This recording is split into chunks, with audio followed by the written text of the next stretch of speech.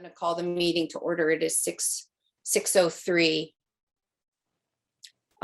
Welcome, everyone. Our first item is our consent agenda, just includes our previous minutes. Any discussion about the prior minutes, and if not, a motion to accept? I'll move to accept. Thanks, Polly. I'll do that by roll. Rick? Aye. Kat? Aye. Polly? Aye. And Mary is an aye. So for our agenda preview and prioritization, do we, I believe we have, are going to reprioritize some of our order. Yes, Mary, I would like to, for the school spotlight, we had a video that was released from some of the work that the youth in the community have done, and that didn't come out until last night. So I would like to add that under spotlight. So it'll be brief. Heather Moore is going to present probably around 5 minutes.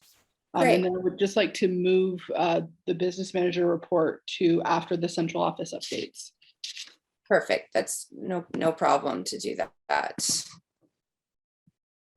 Okay, so moving forward, we have our recognition of visitors and public comment. I do see at the public service building a number of people here. I assume they are here to comment. So what would be helpful is right as you come up to the microphone, for those of you commenting publicly, you'll have 3 minutes of public comment per person. And if you can state your name and your town of residence, that would be great. Thank you. Mary, I also just want to point out, it looks like you have 2 additional people virtually. Oh, okay. Thank you I don't see everyone here the way that my layout goes. Okay. So let me just take a quick minute then for those virtual participants. Would you like to be included in the public comment time? Can you let me know? Yes, I would. Okay, James Clark. Okay. Maybe James, if it works for you, we'll go through the people at the public service building, and then I'll circle back to those who are joining virtually. Sure, that works for me. Okay, perfect. Thank you so much. Mary, you also have Chelsea Gilbert, and she's used the raise hand function. So I believe that means Chelsea would like to speak. Okay. And Kelly Callan just came on as well. All right. So Chelsea and Kelly. Okay. So for those of you joining us virtually, I'm going to first let everyone at the public service building speak, and then we'll circle back to everyone virtually. All right, so for those of you at the public service building, you're such a small box on my screen, so I don't have a great visual of you, but let's start with your public comment.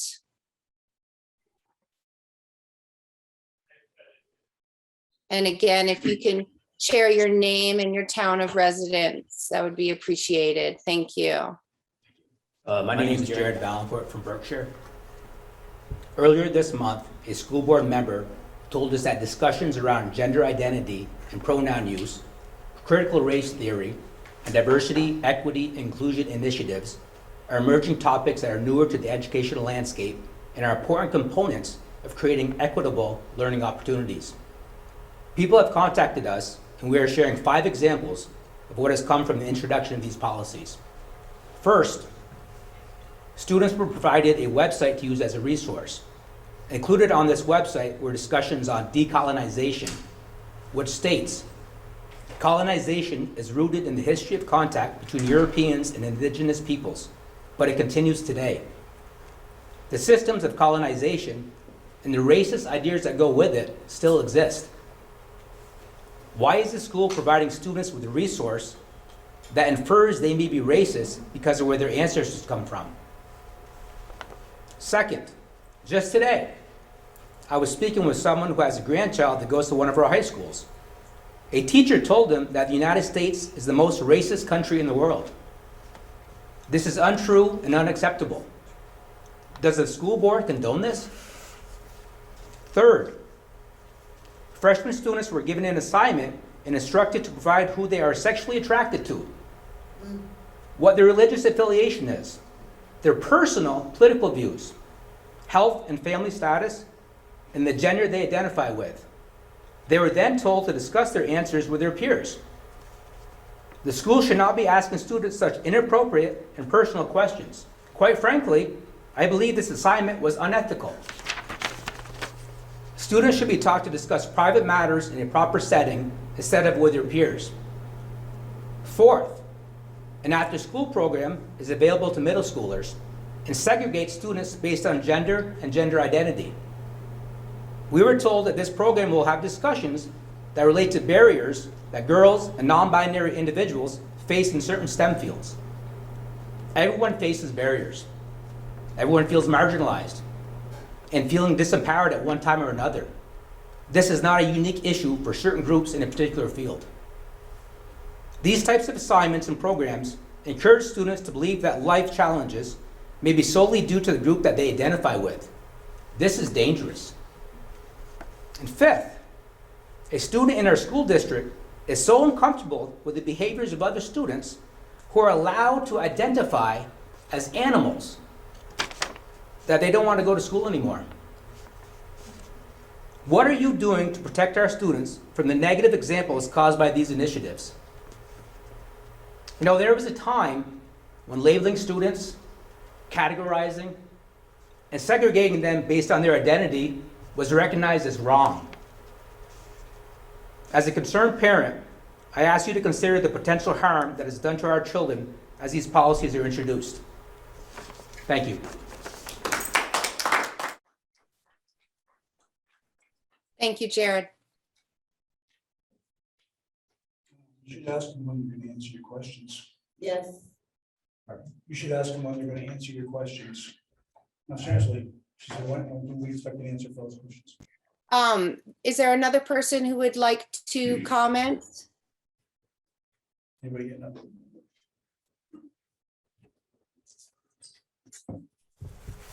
My name is Zach Messmer. You guys know me. You know why I'm here.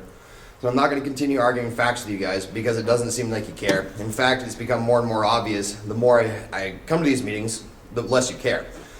I do want to inform you that you are in violation of Article 1, Section 1, 3, 7, and 20, at the very least of the Vermont State Constitution, as well as several parts of the U.S. Constitution. Regardless of your mandates, even if mandates were law, no law can supersede the Constitution. With this being said, in the incoming weeks, I will be serving you each with legal binding documents on a notice for your actions. Outstanding.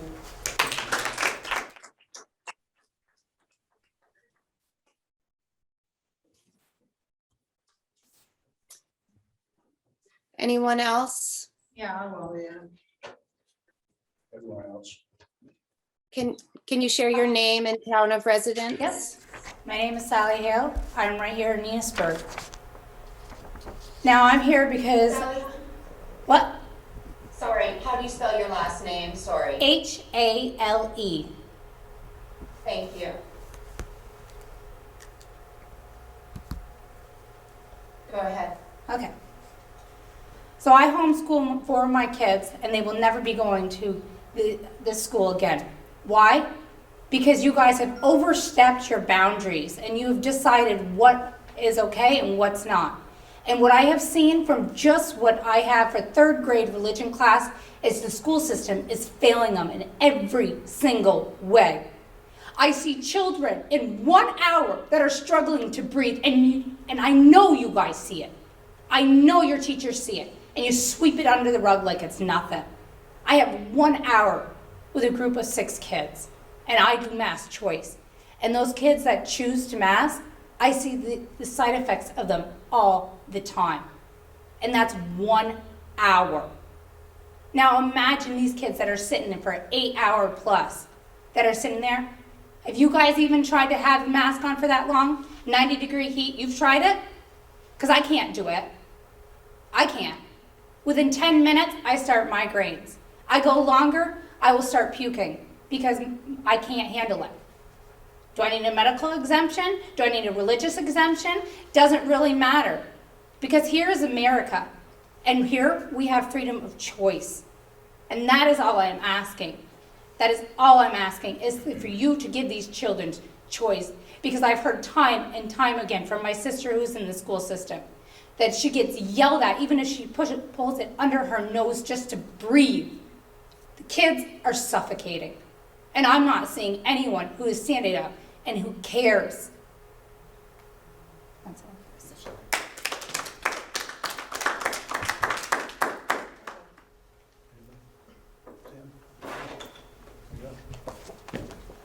My name is Sharon Zuccanelli. I'm happy to spell it for you. It's Z as in zebra, E as in Edward, C as in Charlie, C as in Charlie, H as in Harry, I as in ice cream, N as in Nancy, E as in Edward, L as in love, L as in love, I as in ice cream. And I live here in Enosburg. The science is not suggesting anymore, it is saying that masking our children is not good for them. They're suffocating.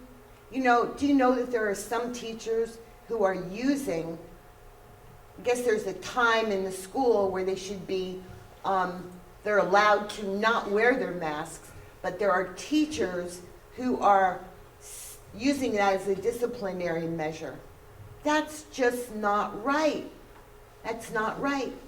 And the children aren't learning how to read visuals between each other. I mean, it's crazy. And you have to know now that the science says masking the children is bad for them, and it's terrible. That's all I'm going to say. You can speak, Kathy. Thank you, Sharon. Are you going to speak? I can go right now. Yeah, go ahead. Hi, my name is Kathleen Shedd. I live in Fairfax, but I have a grandchild in the school district. So I'm actually here to discuss the vaccines and the vaccines that are going to be forced on children. I just watched some doctors talking about what's the ingredients that are in the vaccines and in the boosters. The first vaccine, what it does is it lowers the white blood cell count. The second vaccine actually stops the reproduction of the white blood cell count. So when the second vaccine stops the reproduction of the white blood cell count, any illnesses that people have will take over their body regardless of, you could have cancer, it's gonna metastasize, go throughout your body. You could have arthritis, it's just gonna spread. Any autoimmune disease is gonna spread. Then when the boosters start, because the vaccines are no longer, the efficacy goes away on the vaccines because they don't work anyway.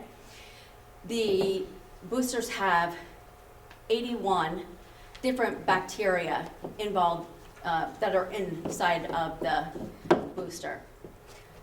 These bacteria are foreign to the body and people are not going to have the immune system to fight them off, including children that you're forcing these vaccines on.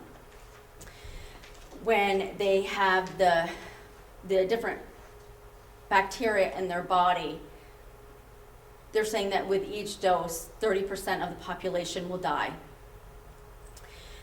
When they get the second booster, there's 8 strands of the HIV virus. So they're going to be lowering the population of people with every single dose. And as a parent, as a grandparent, I am pleading with you to please find it within yourself to not go along with these mandates, because your parents, your children, your siblings, your friends, everyone is going to start dying.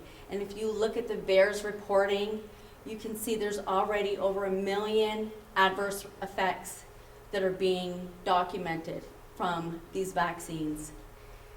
And we already know that there's school districts in Vermont that are mandating them for their employees, their staff, and their students.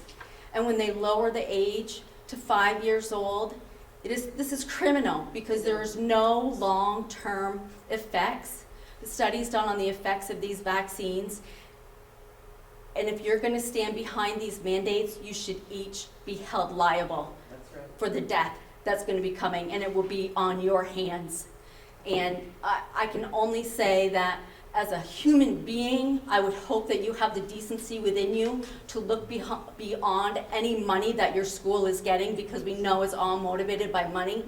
And I hope you can look beyond the money that your schools are getting, the millions of dollars we know each school is getting to push these vaccines. And we know you're incentivized per child.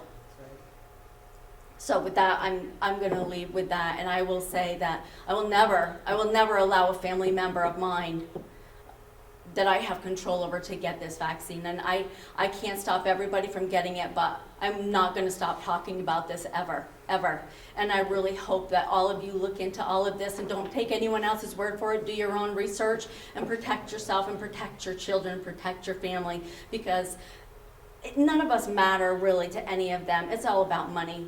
So with that said, I hope your conscience is clean.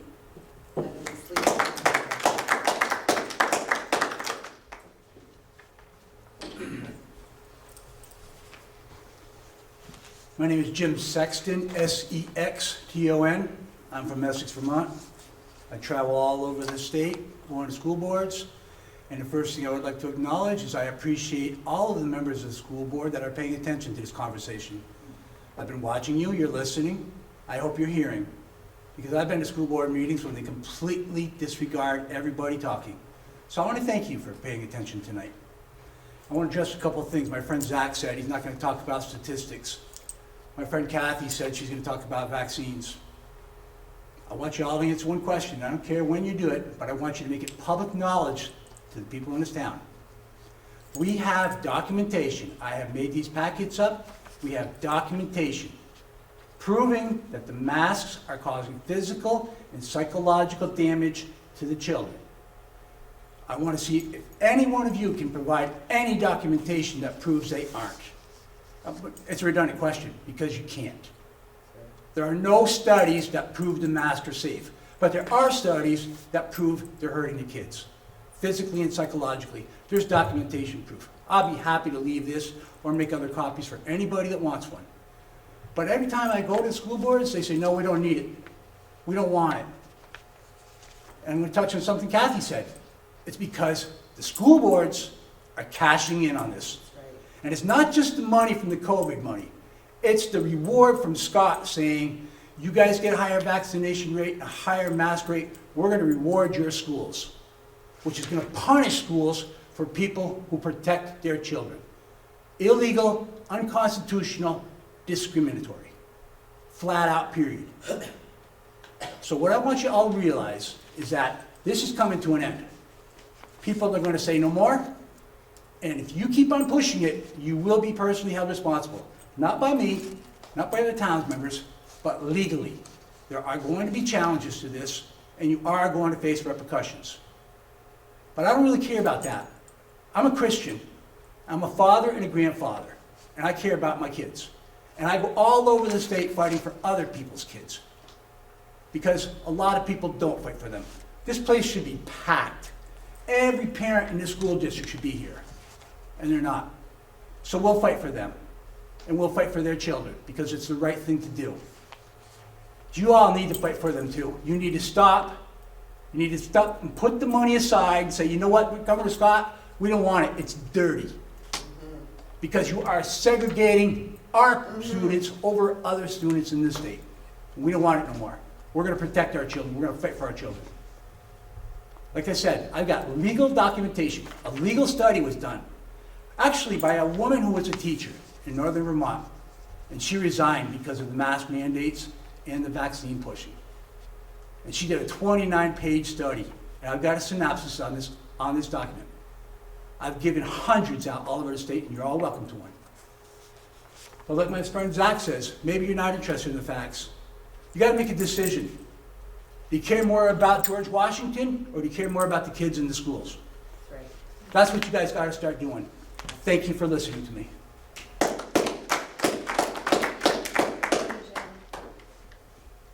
Sharon Zuccanelli again. I forgot to say, the latest numbers from this morning are 250,000 people and children have died from the COVID vaccines. 250,000. If that is not a Holocaust, I don't know what is.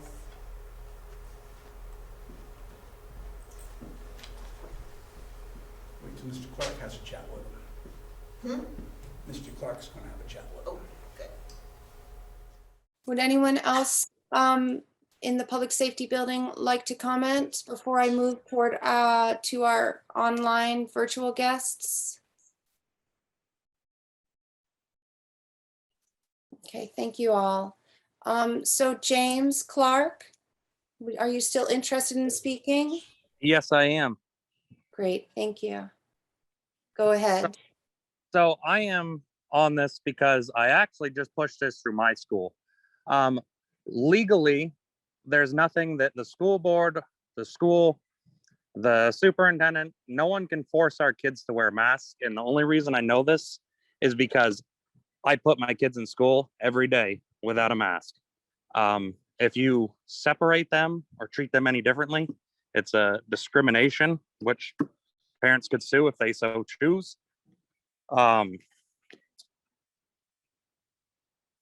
Yeah, I've contacted DCF, I've contacted Department of Education, and I've contacted state police and local entities. And they said there is nothing that they can do. You guys can call all you want. You can't stop a child from going in because then you're basically denying them a public school education, which is illegal. It is a law written. And I can get that for you. It's just people are done. And I'm digging into this more and more. I think the day that I actually did this, I read about 30 laws for the school. And I actually just talked to an officer yesterday. And he said that if a teacher pushes a mask onto a student, it could be considered infringing on their First Amendment right because it could be technically considered protest. And you're going against freedom of speech. That's all I really had. I'm not really asking, and I don't think parents are asking anymore. Basically, there's not a leg to stand on with this. It's a mandate, and I have a voicemail from Department of Education that I could email over to someone or any of the parents if they want it, that states since the governor pulled the emergency order, there is nothing that anyone can do to enforce this. Private buses are another thing, because that is a private business, but public schools are not a private business. You're funded by taxpayers. So that's kind of where I'm at. I think the rest of the parents in the room are right along on board with me when I say we're done asking. My like I said, my kids go to school without a mask. There's nothing they can do. The day they separate them or treat them any differently, I will have a lawyer introducing themselves to whoever is doing so and the school board. And that's all I have. Thank you, James. James, can you just tell me where you reside, your town of residence? Yeah, I live in Walden, Vermont. Walden. Okay, thank Yep. you so much. Not a problem. Okay, so let's see. I am trying to scroll here. So Chelsea, I see you had a hand up. Are you still interested in speaking?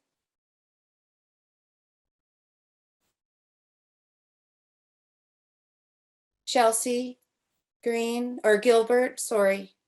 Are you interested in talking?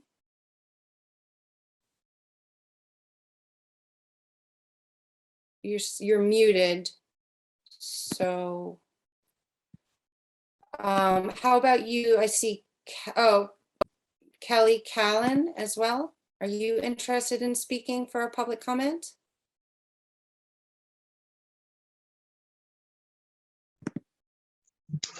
Oh, I just figured it out. I am still interested, please. Oh, okay, there you are. Good. Yep. No problem. Great. So, Chelsea, can you remind me, your town of residence? Richford. Okay, thank you so much. All right. Feel free to start. Okay, so first I want to thank the first speaker, Jared, for bringing up the whole CRT, gender identity subject, because I actually had no idea this was going on in school. But I would like to point out that last year, my daughter, who was in kindergarten at the time, came home telling me how terrible we are because we are white. And she learned this in school. Now, my kids have never seen differences in people. They grow up knowing that we love everybody, regardless of what they look like. And we have never once pointed out any differences. And if there is racism in this country, it is starting in school. And that is an absolute promise, because it was not in my house. And now my daughter thinks that we're the worst people because we are white. And that is racism in itself. To move on, I pulled all 5 of my kids out of your school district, which cost you $75,000, much more than it cost me. And I'm happy with every dollar I spent to take them home. Because in the beginning of the year, again, I had kids that were coming home and having meltdowns, and every morning having panic attacks again. I also had a 10-year-old who again started getting headaches because she couldn't wear her glasses. And my 4-year-old who's in preschool was telling me she can't breathe. And I'm done with it. We're not doing this anymore. And I'm telling you, they're not going back until these restrictions are lifted. And now we're going to also address the rest of this with the CRT and filling out these surveys about who your political beliefs. I mean, that's absolutely ridiculous and a complete invasion of privacy. There's also a couple other things that I think every parent needs to hear right now, that if they go to the federalregistry.gov and look at the requirements for schools to get COVID relief money, they're going to find out very quick that districts must implement these restrictions to receive this money. So this isn't even about the safety of our kids at this point. In fact, our kids are in grave danger in these schools. This is about the money, the pure evil, greed, and abuse of power. And now our governor just gave schools permission to manipulate our kids into vaccination in order to get even more money. And I'm tired of you guys using our kids as a paycheck. The school board should be ashamed. The entire board needs to resign, and I'm calling on you all to resign, because if you don't, we're going to run against you and we are going to replace you. I bought a copy of the Constitution for the school board, and I'm going to be dropping it off at the Supervisory Union so you guys can actually read it, because I imagine you haven't done that. Our rights absolutely do not end where your fear begins. Thank you.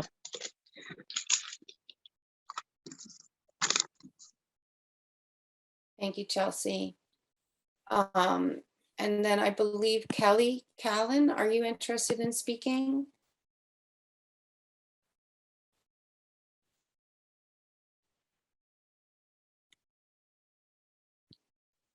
I see you're muted, Kelly. I don't know if you're hoping to comment during the public comment window.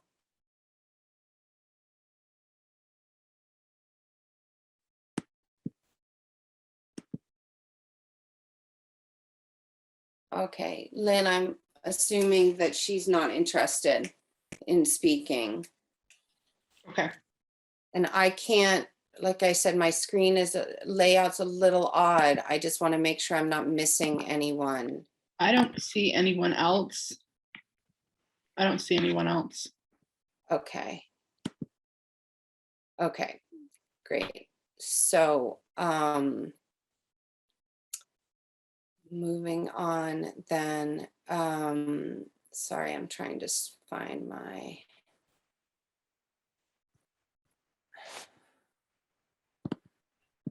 I have somebody here in the room. Oh, okay. Who is Madam it, Chair. Morgan? I'd just like to know if I could have just a few seconds more. I already spoke, but I'd just like a few seconds if I may. Yes, certainly, that's fine. Jim. Jim Sexton. Correct? Yes, ma'am. Yep, go for it. Okay, thank you for that. I did want to say one other thing, because I analyze things and I understand things, and I believe you guys do too. I believe you're all good people and you want to do the right thing, so I want to give you this. There have been 14 children in the United States under the age of 12 who have died from COVID, been diagnosed as COVID deaths. 12 of them had serious other comorbidities. The death rate for children under 12 in America is 0.00008. Okay? So basically what you guys are all doing with the vaccines and the mask mandates, which are not law, are punishing 99.92% of the kids who aren't at risk at all. So like my friend Jim Clark said, and like my other people here, my friends here have said, it's not about safety, it's not about protecting anybody, it's only about one thing. So I did ask earlier if you would make some kind of written documentation to respond to these questions from all of these very caring people. Providing documentation that shows the masks and the vaccines are safe, because we have everything that says they aren't. And thank you for the time. Thank you, Jim. All right, so moving on, Lynn, you're up with the superintendent's report. I think we actually have spotlights first, Mary. Oh, So I am going to ask. oh yeah, sorry, of course, you're right. Sorry about that. Melissa, then Heather Moore, and then Michelle. Yep, that's the order I had. So Okay. Melissa, you are up. Okay, wonderful. I'll show myself quickly just to say hi to everybody, and then I will go into a screen share because I have a slide presentation. So I'm Melissa Wood, the Early Ed Director. And is it possible to allow me to share my screen? It's disabled currently. I think Morgan has to do that. Yeah. You should be good now, Melissa. Thank you, Morgan. Yes. Okay. And I'm not going to be able to see you, so could somebody just let me know that they can see this slide? I can. Okay, thank you. All right. So I'm going to give you a bit of background about Act 166 and then get into some more logistical information about pre-K throughout our supervisory union. So we do operate under Act 166, which is publicly funded pre-K, and that is typically 10 hours per week, 35 weeks per school year. And that school year is the start date for the publicly funded pre-K can vary by a few days given the school calendar. So for example, we started receiving tuition bills starting on September 7th this year. So that would have been the start date for our sites, our partner sites. Pre-K enrollment is a family choice, which means that families will benefit from Act 166 by enrolling any child, or sorry, their child in any pre-qualified site. And pre-qualification includes a licensed teacher, paperwork that they have to complete, and some other logistical information.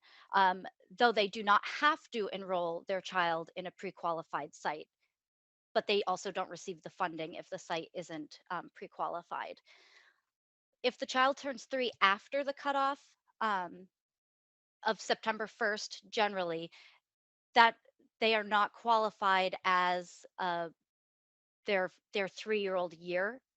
Their 3-year-old year would start the September 1st after they've turned 3. So then they'd have 2 additional years, their official 3-year-old year and their 4-year-old year. Again, public funds for pre-K may only be used at pre-qualified partner sites. If they're not pre-qualified, they don't count. And those pre-qualified sites can be found on the AOE website. And then the state tuition rate is paid to the by a community-based private, sorry, the state tuition rate paid to community-based private pre-K providers. So that includes home providers and centers. This year is $3,445. And if you look historically, it goes up by about $100 a year. So it's fairly insignificant. And there is a certain way that they calculate that. So that's the background information on Act 166. So who we serve as a, as a supervisory union. Within our 6 school sites, we have 162 children enrolled. And then we also have 22 children enrolled at 8 partner sites to which we pay tuition. Currently, that's 1 child care center, and then the rest are home providers.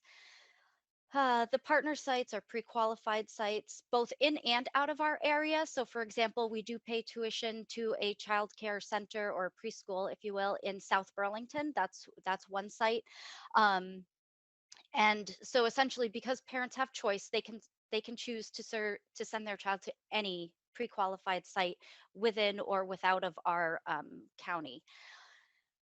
For those children who attend more than one location, so for example, they might go to one of our classrooms, but then also attend a child care center on days that we don't have a preschool program. Families can't double dip. So if they attend one of our programs, assuming that it's a 10-hour plus per week program, we would not pay tuition out to another child care center who, although they might be qualified, we're already providing that 10 hours of services. If we do not have a program that is 10 hours or more that the child is attending, but the child is also attending an outside partner site that is 10 hours, we would then pay tuition for that child. So in some situations, there is, for example, one site where we have a 3-hour program that is not Act 166 pre-qualified, and that's within one of our schools. So then if a child attends that program, but also goes to a child care center, we would be paying that child care center at that point for that child. I did send some handouts to the board just before our meeting. And so that would be, if you look at the partner sites information, it just breaks it down a little bit more by the town that they're coming from and then the sites that they're going to. So you'll just see that again, about 50% go to a center and then the other 50% are home based. And then I think Sheldon and Enosburg are our most tuitioned out throughout our district or supervisory union, I should say. Program logistics across FNESU. So we have 8 classrooms spread across 6 schools and 8 teachers. 2 of our schools have 2 classrooms each, and then the other 4 schools have 1 classroom each. Though the sessions, we'll get into that later. There are multiple sessions. We have 1 full-time special educator who covers 2 schools, 2 special educators who are also classroom teachers. And they split their time between their own classroom and another classroom or another school. And then each classroom has at least 1 paraprofessional. Some classrooms or schools have behavior technicians and skills interventionists. And current enrollment ranges from 5 to 15 children, with classroom capacity being between 15 to 20, depending on location and size of the classroom. That's a licensing piece. We still have 1 opening for an early childhood special educator. And that's something that we have been actively trying to fill to help with our special education load. And handouts 2 and 3 that I passed out early, that I sent you all earlier, also break those numbers down by school. So you'd be able to see how many 3-year-olds are attending, how many 4-year-olds, as well as the logistics around the schools, the para breakdown, whether they have a behavior technician, general paras, and where the special educators actually are located, again, by school. Our program hours across Franklin Northeast are 4-year-olds. So of the 6 schools, 4 schools provide between 12 to 15 hours a week. 1 school provides 19 and a half hours per week for our 4-year-olds, and then 1 school provides 29 hours per week. Our 3-year-olds, 4 schools provide 10 hours per week. 1 school is at 12 and a half, and then 1 school is 3 hours per week. So again, there's a wide range there. And you'll also see that in slide, the handout number 5, that will break down, that breaks down the sessions and how many hours each child gets. And that brings us to our work this year. So this year is the first year that there's been an early ed director. So part of my job, I feel, is to kind of establish the identity of our early ed program, help the community and families understand what we have to offer and what early ed looks like in the schools. We're also focusing heavily on the early MTSS model, which K through 12, they're already implementing MTSS, and this just brings it down to a developmentally appropriate level for preschoolers. And that this year looks like some professional development for teachers, some coaching, and just some pretty intensive work around the pyramid model, which you can see right here. We'll also be working on equity and inclusion, and I have recently teamed up with Michelle Irish to apply for a small grant that's currently available in early ed. And our hope is to be able to offer workshops that will reach families, community partners, as well as our partner sites and non-partner site childcare providers, knowing that if we can get information out and resources out, that we are making our outreach that much greater for our youngest learners. And then that speaks also to the community and partner site outreach to really reach everybody and help support to support our youngest, get the word out there, figure out how we can best prepare them for entering the school and continuing on in their educational careers. I think in regard to this, the last handout that I have is just a larger view of the pyramid model handout here, but it really does line up with the K through 12 MTSS model.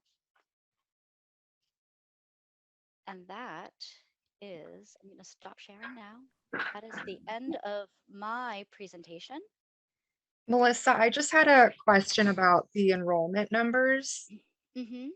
I'm just looking at the Excel handout, Yes. but I'm thinking maybe some of those numbers got transposed because then when I went further to a different handout, it looks like the higher enrollment was actually Enosburg and Richford and Sheldon.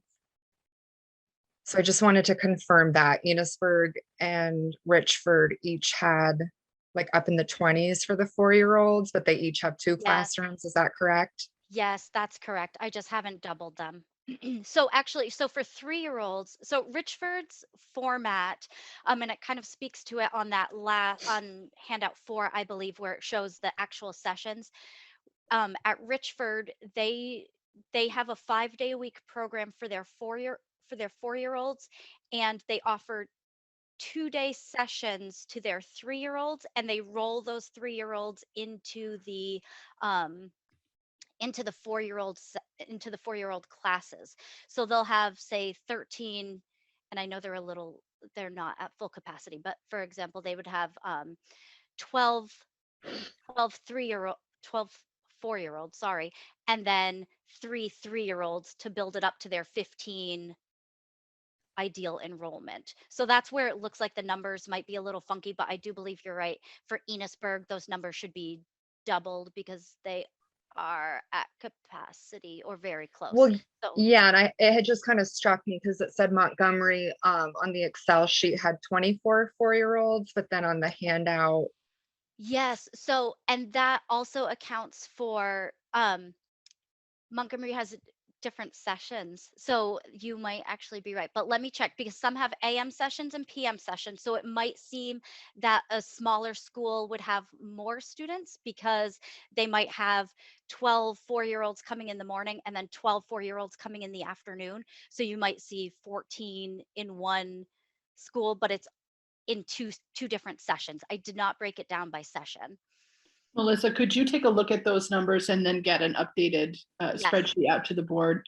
I think that one of the things that when Melissa shared this presentation with me, one of the things that stood out to me were some of the early conversations post-merger when we were looking at, really looking at opportunities for students and equity around what we're offering to all students. And I think that some of the data she has given to you in this presentation would be really useful to bring back to the district level boards to be looking at, how many hours are we offering?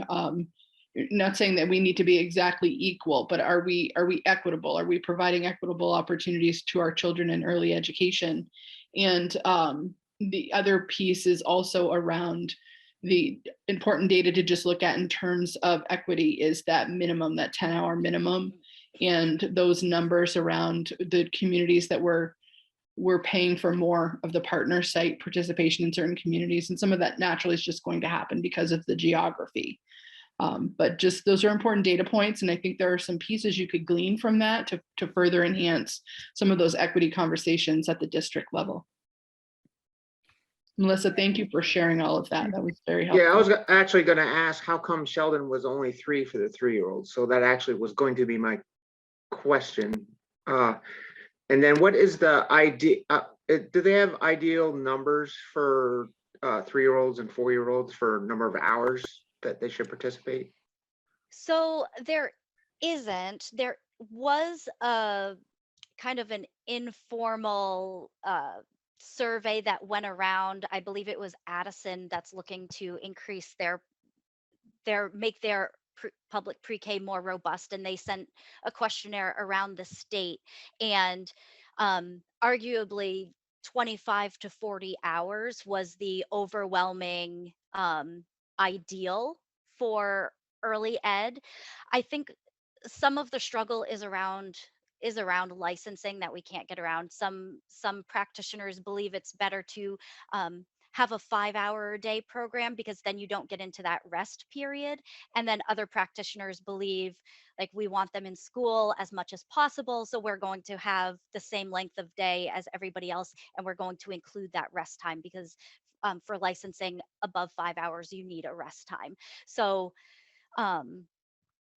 it really can go either way. And in regard to the 3-hour block in Sheldon, that's part of the work we, as Lynn was saying, around the equity piece is examining the hours difference between the programs and seeing where that's coming from and what can we do to address it. I think one of the things, Rick, I sensed that you would pick up that. I know that those were important to you when we had some early conversations. There are some maximum capacity standards for the pre-K spaces that are driven by the state when they come in and license a site. So it has to do with the actual space. So there are some limits to consider as well. And I think that when you look at that data, particularly around Sheldon, you'll see that the numbers in terms of student enrollment, Enosburg, Richford, and Sheldon are 3 biggest schools, and 2 of those schools have 2 pre-K teachers. In Sheldon, right now, we only have 1. So there are some space and configuration conversations that need to happen just in terms of opportunities and prioritizations, I guess. thank you for that, Lynn, because that is where I was trying to head with my line of questioning, was about Sheldon. So thank you. And are we, so if we have capacity at one school, are we going just by town on this? Or if we have capacity at one school and not at another school, are we moving students? or So trying to? we can do that, absolutely. And we do actually have an instance where a child at Sheldon accessing the 3 hours, the parents did ask for more, and we are exploring a move over to Enosburg. And so that would be a very successful, easy shift for us to make. So there is that flexibility within that. I think the tricky part, Rick, is that families struggle a little bit because there's no transportation that's provided in early ed. So often that's a barrier for them to have to transport to another community, even if there's space. Well, yeah, but I was actually thinking the opposite in that some, I mean, Sheldon's right on the border of Enosburg. I mean, right close to the school. So it actually might be an easier fit for some parents to take them to Enosburg, as one example. Yeah, there are some that definitely do that. And, we talk about that with families, especially when we do have some students on wait lists. I wish that was not true, but we do. So I think there's a lot of people too that rely on the community members to help with transport. Like if you're a working parent, you may not be able to transport your kid to the pre-K program, but you might rely on other parents. So that's where I think being within one community can be pretty important to people, even if it's neighboring communities. It might just be that one barrier that makes it not possible for them. Well, it certainly seems to me when we're looking at the Sheldon kind of program that at the NMV level, we're going to want to really dig into this and see how can we enhance and increase our options, especially related to Sheldon, because that's a tremendous inequity between the amount of hours available, and it's such a critically important kind of program for both the student but also for families, and especially for working families. More hours generally, I think, is really helpful. So yeah, that's really helpful to see. I appreciate that, Melissa, for laying that out. And we've come a long way, because 20 years ago when I had a preschooler, I remember driving 45 minutes each way to Morrisville every, 3 times a week for and paying out of pocket for a preschool program. So I'm so pleased to see the way it's taking shape, but there's also always room for improvement. Before we move on to the next one, I can't let the opportunity go by without just acknowledging Melissa began on July 1st, and she has jumped in with both feet and is doing a really great job. We've not had this level of coordination for our early ed programs. And she tried to give you a general overview of all of that is required under Act 177. And as I told you in the past, when I talked about the need for this position, there's so much we could do with it if we had someone to really grab onto this and do this work. And Melissa has been a great hire. She's a wonderful addition to our team. So thank you for this, Melissa. You're doing great work. Thank you. I love it. I do. Thanks, Melissa. Really appreciate it. Okay, so moving on for our spotlights, Heather, you are up. Great, thank you. And I appreciate the late addition to the agenda. As Lynn said, there was this video kind of trying to highlight the youth councils that we developed last year that did a participatory budgeting process that subgranted $5,000 to youth developed projects, and the youth got the money and they spent the money themselves with some adult guidance. Annette Going and Ryan Erickson were the 2 advisors for that group. And we just got the video yesterday. So I'm going to share my screen and share the video. Sorry, Lynn. And before you do, this was not specific only to our SU. Could you talk a little bit about that? Yes, thank you, Lynn. So there were over 30 projects across the state. I forget exactly how many schools, but this was done in partnership with Vermont After School. And so there will be some youth from different communities and their projects as well. trying to show just like the power of the youth in our communities and what they can do, especially when they're given the opportunity to be empowered. And we will be receiving another grant of $5,000 again this year for Enosburg and Richford to participate in this project. Okay.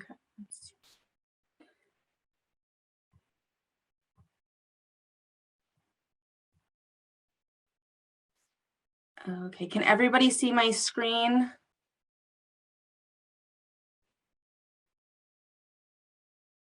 Hopefully I can't see anybody. Okay, great. Yeah, we can see it, Heather. Okay, hopefully this works. Youth Council it's a bunch of students, statewide, all grades, we get together to try and better their communities individually and better Vermont as a whole. Since 2017, Vermont After School has been running a statewide project to empower youth as changemakers in their communities. What started as a single statewide youth council has now grown. The goal? To support projects designed by kids that make our communities a better place to live, learn, and grow. I've always been into politics, I guess. This isn't necessarily politics, but I like to think of it as like young state Congress, which it's not quite that, but it's a little bit like that. I've always wanted to help better the community, and I'm too young to like run for mayor or do any of that. So Youth Council is a great opportunity, I feel like, for students who want to be involved later in life, or just who want to be involved right now and aren't thinking about the future, to be involved. what we do is we take the ideas, we decide which ones are going to be feasible, and then we'll send it out to the students in the schools so that they can vote on what happens in their schools. Kids are in a unique position to decide where the money is going because we can see the issues in our community really directly. We wanted to fund as many projects as possible, so we sent it out to vote after we reviewed them. It was so cool to be creative and realize that you could really do anything with this and it was all up to you. I'm only 13 and I'm getting to have big ideas for our whole entire community, and I think it's kind of makes me confident and feel special.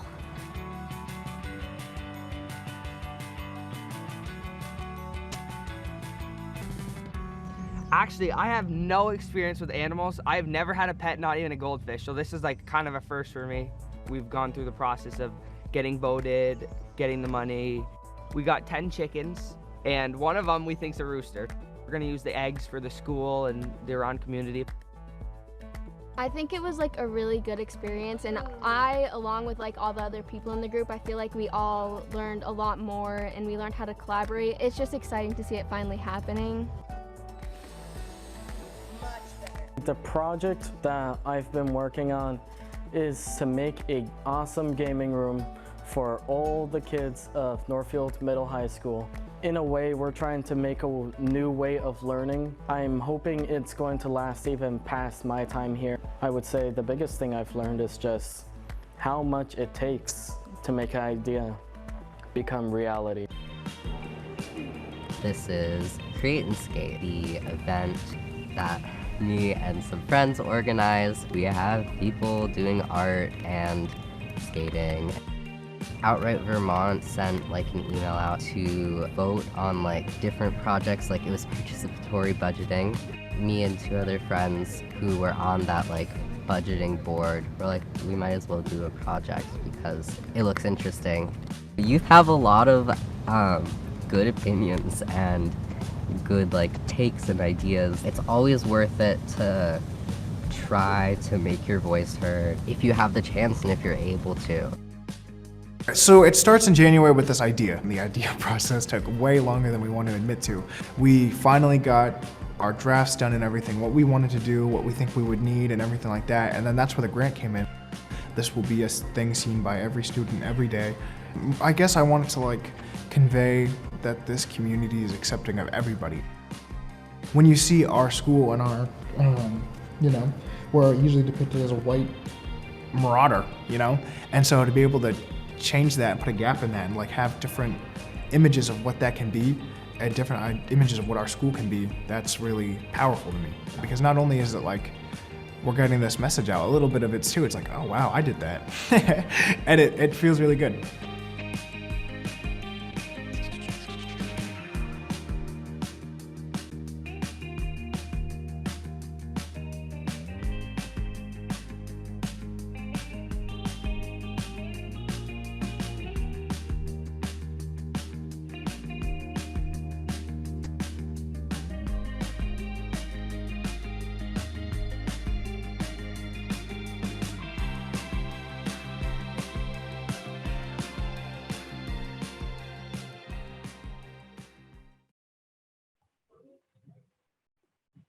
Okay, yeah, so that was the video. We're really excited to get this going. We should be having some youth council meetings within the next couple of weeks.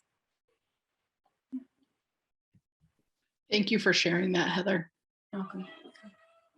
Thank you so much, Heather. It's really inspiring. Loved that. All right.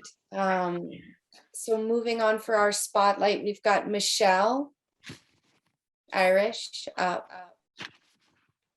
Great, thank you. So I'm gonna also try to share my screen, which I think I need to do. I need some permissions for that.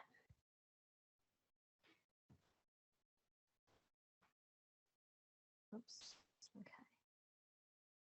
Try that now.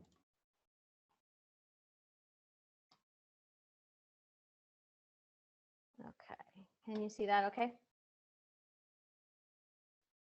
Yes. Okay. Yeah, looks good. Yeah, when you're sharing your screen, you can't see anybody anymore, so I can't see any faces. So thank you very much for having me tonight. I am Dr. Michelle Irish, the Director for the Advancement of Educational Equity here in Franklin Northeast. I want to kind of capitalize on some of the work that both Melissa and Heather shared with us around the achievements of our kids and the importance of equity, both for our earliest learners and then our older youth that were highlighted in that video. So thank you for sharing those things. And one of the things I wanted to really focus on tonight was around a little bit about an assessment that we're going to be undertaking this year to explore our school culture. And I want to give a little bit of a working definition of educational equity and some background information. So the FNESU mission is that schools in the Franklin Northeast Supervisory Union provide equitable, inclusive, personalized learning opportunities for all students. Educators facilitate learning by using assessment data to provide feedback to learners, personalize instruction, and allow for self-paced opportunities to develop and demonstrate proficiency. Student wellness and achievement is our collective priority and responsibility. And you can see that we have equity kind of centered in the different areas of focus here in the Franklin Northeast. So the working definition that I've been kind of putting together is in Franklin Northeast, educational equity means academic success and belonging for each and every learner within our school community through the discovery and cultivation of unique gifts, talents, and interests of each individual. Franklin Northeast is committed to improving systemic culture conditions and competencies across our district in order to better serve those situated furthest from opportunity. We strive to ensure that all members of the educational community receive the support to develop their academic, social, emotional growth, inclusive of race, class, ability, sex, gender identity and expression, sexual orientation, national origin, language, culture, and creed.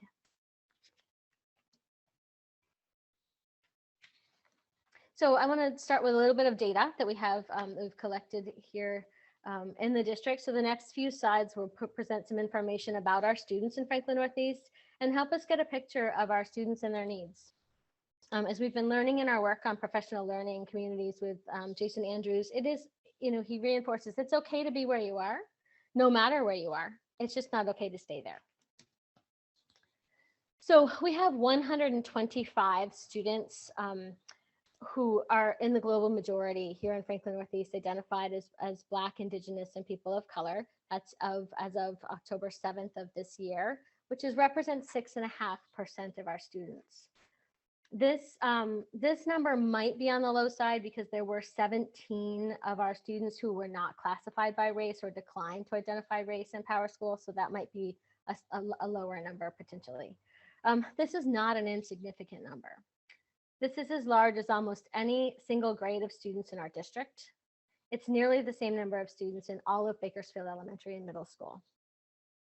We believe we owe it to all of our students to ensure they feel a sense of safety, respect, inclusion, and belonging in our schools.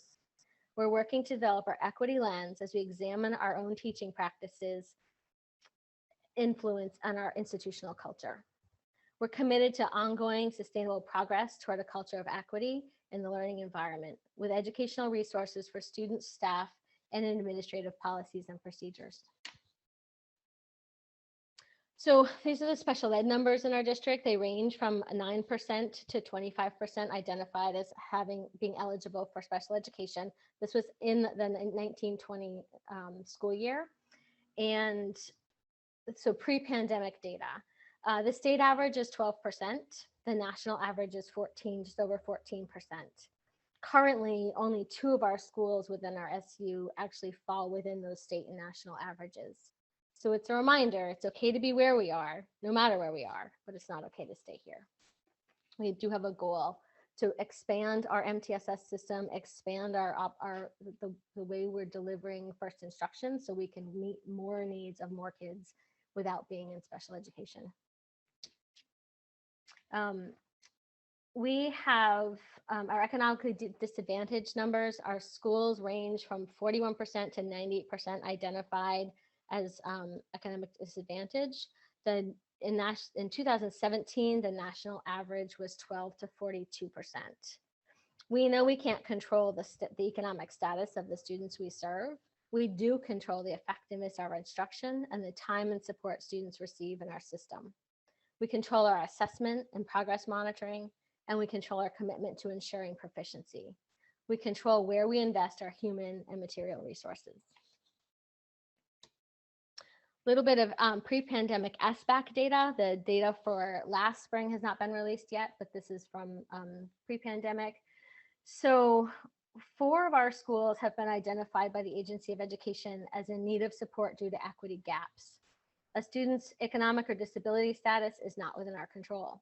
We do control the effectiveness of our instruction and the time and support students received in our system. We control the way that we assess and progress monitor for learning. We control the commitment to ensuring proficiency. The SBAC data from last spring is not yet public, as I said, and we can expect lower overall achievement because of the effects of the pandemic. And then I think one more piece of data. So what you're looking at here is the student mobility data. So these are the how many moves in the yellow boxes, how many moves in or out of one of our schools over the last 3 years.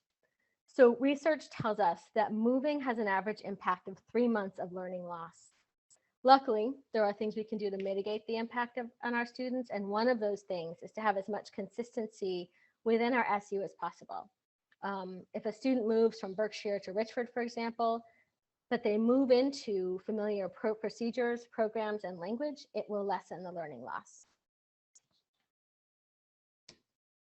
So why explore our school's culture using our hidden curriculum audit?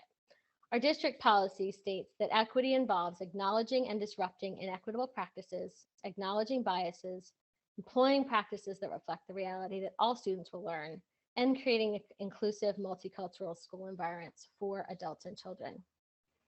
The word audit often conjures thoughts of like an IRS or financial review with an aim to seek errors, omissions, or indiscretions. In this case, the word audit is really a self-assessment that we're using to discover or illuminate previously unexamined or unintended or implied beliefs, perceptions, or values within our organization. Equity matters. When we know where we stand by examining our baseline data, we can create improvement plans in the form of multi-year action plans. It's okay to be where you are, no matter where you are. It's just not okay to stay there. Together, we can cultivate a culture of belonging, dignity, and justice for all of the students and employees in Franklin Northeast. So the hidden curriculum is the unexamined or unintended or implied patterned way that we communicate the culture of our school.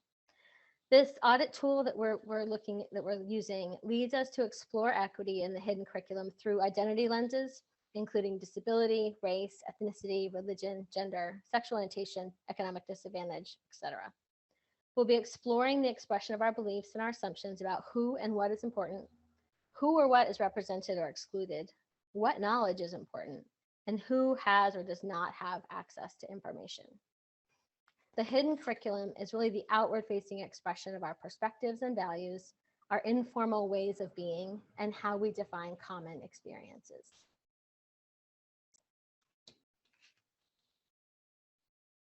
So we're going to start by focusing on some of the criteria under representation and belonging, which is number 2. It's highlighted. There are 10 sections to the full audit criteria.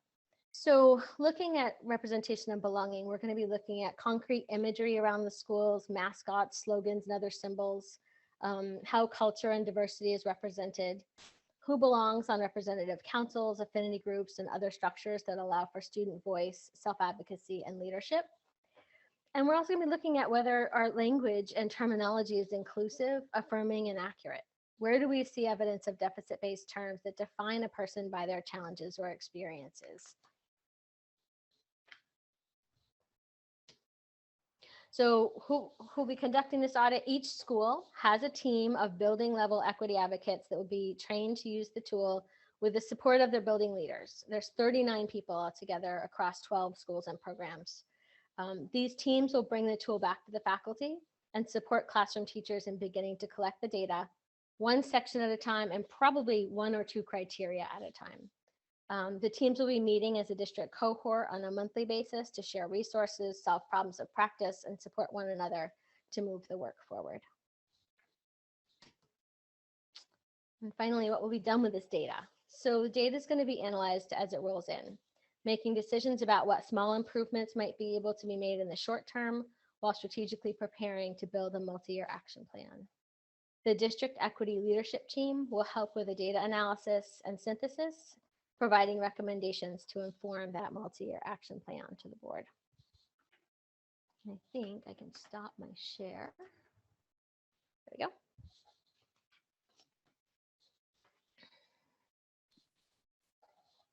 Thank you, Michelle. Michelle, I have a couple questions. On the slide with the special education percentage gradient, what were those percentages related to? Each building? No. Yeah, so each school. Yes. So we have one school with as few as 9% of their population is identified as eligible for special education, up to, I think it was 25 was the top one. I can go back. Yeah, it was 25. Yeah. And then the other question I had was around, I think it was SBAC scores. And did I read that correctly? That the first tier, which is kids who are not economically disadvantaged and not an IEP, it was 66% in math and like 68 in ELA? Yes, that's exactly right. So we had 66 and 68% for math and ELA. And then we break it down by students who are economically disadvantaged but not on an IEP, it drops down to 52%, which is a 14% reduction for ELA, or 46%, which is a 20% reduction in math. Okay. And then when you combine that, and then there's the students just on an IEP who are not economically disadvantaged, the rates are 25 and 16. Right. And then when you put them together, if you have both an IEP and are considered economically disadvantaged, you have rates of 11 and 9% proficiency. Right. Okay. Because I was looking at that, I thought that those numbers were really high. Usually there's a bigger discrepancy between ELA and math. And those two were pretty close, but like you said, it breaks it down either way when you start adding in those numbers. Right. So if you think of, those numbers probably are not the way you've normally seen them. Right. When we aggregate them, it would bring the whole total down. Right. I got you. And then my last question was, that when you were talking about it, each building was going to be addressing the curriculum audit. Are you going to be bringing in any kind of outside voices in that, or is it just building based? We're going to be starting in the buildings. This is really our opportunity right now to start to just kind of build our awareness and kind of flex our equity muscles to start to see what is it that we're noticing, what are we seeing in our buildings. And so it's really it's a critical self-reflection. Yeah, no, for sure. My only question is, thinking about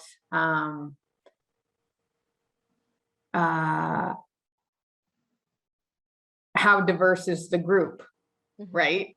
And so sometimes in order to want diversity, sometimes you have to create the diversity that's sitting around the table. And that's why I ask. Yeah, I think this is the first pass through, Polly, but I think as we're building toward that multi-year equity plan, we will need to be, doing surveys and things like that with the community. We have some plans to talk about starting to do a culture survey that's more broadly based within our students and community members.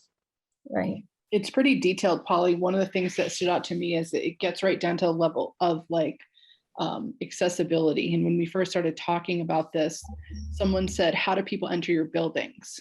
And I thought, they push the button and then someone unlocks it and lets them in. And the person said to me, well, how do people know to push the button? And I said, well, there's a sign that says it.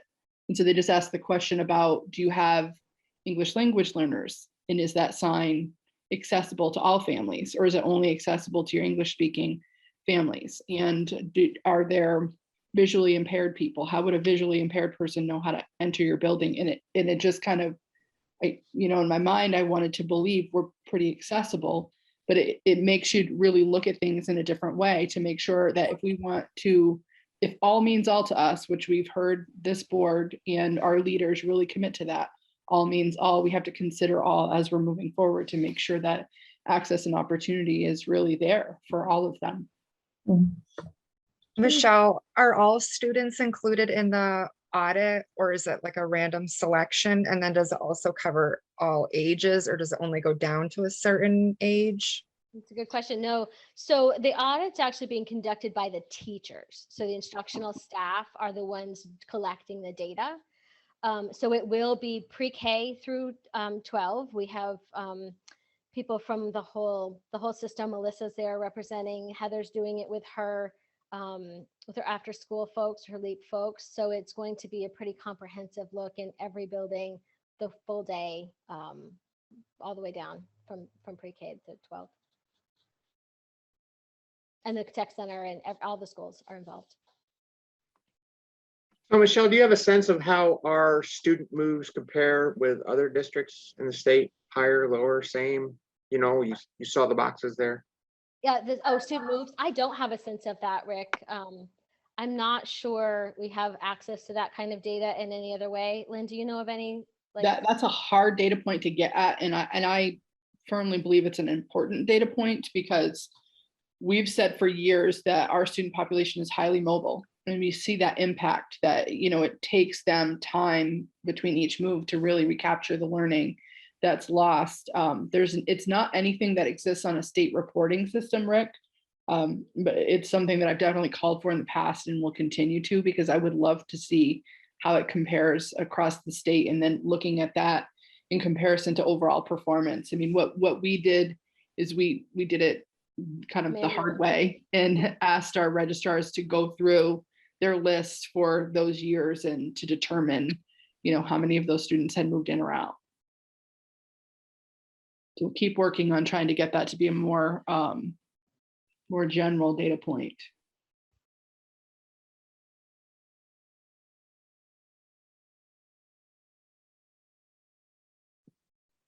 All right. Thank you so much, Michelle. Really appreciate that and all your good work. Thank you. So Lynn, we are now at superintendent report. Okay. And Morgan, I'm eventually going to want to share my screen, if you could give me permission while I'm doing this first part. So I'm going to go to the personnel section. You see in the hiring report, we have filled the family engagement coordinator positions in Richford and in NMV. You already had approved the Enosburg one at our last meeting. So I'm going to ask for the board to make a motion to approve hiring of Melanie Gross for family engagement coordinator for the Richford schools, Amy Jarvis, same position for the Northern Mountain Valley schools. We've hired Thomas Wagner as a technology support specialist at central office, and Heather Hawkins as our SEL coordinator. Actually, she just began yesterday. So those are the actionable hiring pieces. The board will make a motion. I'll make that motion for those hires.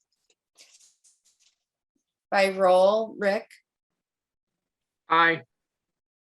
Kat? Aye. Polly? Aye. And Mary is an aye. Also, just informational, we hired Jennifer Bryce to be a kitchen assistant at Enosburg High School. We have resignations. Roxanne Tanner, this is on my report. I kind of thought we did this at our previous, maybe I gave you notice at the previous meeting, but anyway, Roxanne Tanner is one of our longtime bookkeepers in the central office, and she has resigned.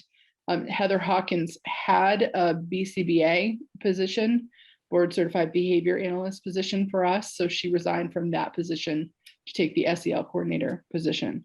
So I'd ask the board to approve both resignations. I'll make that motion. Thanks, Rick. By roll, Polly, Aye. Pat, Aye. Rick, Aye. and Mary is an aye. We have under retirements, we have, when they say it rains, it pours, it generally does. Mary Dusso, another one of our bookkeepers at central office, has informed us that she's going to be retiring at the end of March. So we're going to be looking for, we have not yet filled the other position. And by the end of March, we'll be looking to fill Mary's position as well. So the board to make a motion to accept Mary's retirement notice. I'll move. By roll, Rick, Aye. Kat, Aye. Polly, Aye. Mary is an aye. I do just want to note Mary's been here a very long time. And before Mary was here, I believe her mother was here. And I don't know who, Morgan, maybe you know which one of them was here longer, but they've both served us well in FNESU, so she'll definitely be missed. The other piece I will just ask, because there's no, your support staff and your teachers have a master agreement at the central office. We don't have anything like that. So I'm going to ask if the board would consider giving Mary the same retirement benefit that's provided to teachers who have worked in FNESU for more than 20 years, of paying her $25 for her unused sick time. I'll make that motion. Just quickly, Lynn, I had a question. Do we know how many days we're talking about here, unused sick days? Morgan, do you happen to? I could look it up, but honestly, it's, 5 months out. I don't know that, a lot can happen in that time. So Yeah, it's hard to predict. that's all right. I was just curious. So the motion made by Polly is to approve the retirement benefit that we provide to teachers. By roll, Rick, Aye. Kat, Aye. Polly, Aye. and Mary is an aye. And then just informational, the last thing under personnel, we still have some remaining open positions. As I have informed you in your district boards, this has been a really hard hiring season. We have a definite labor shortage in our schools, particularly around paraeducator positions and substitute teachers. We're very short in both of those. In the SU, we still have an EST coordinator position. That was something that was required in terms of our pandemic response plan. We're still looking to fill that. We have a middle school reading specialist position. And remember, when I'm saying SU, anything that's grant funded at the school level, I'm reporting out on that. Early childhood special educator, as Melissa indicated before, we've been searching for a long time. I think Michelle Taberge, correct me if I'm wrong, I think at least 2 school years for another early childhood special educator. They're very hard to find. So if there are any out there, we would love to talk with you. Literacy interventionists, math interventionists. We're looking for certified tutors. We're looking for a bookkeeper. We're still in the process of hiring for our facilities director. We need substitutes for teachers, nurses, paraeducators, custodians, food service.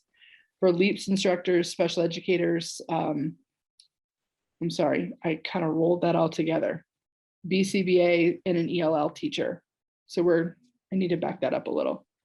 The substitutes were teacher, nurse, para, educator, custodian, food service.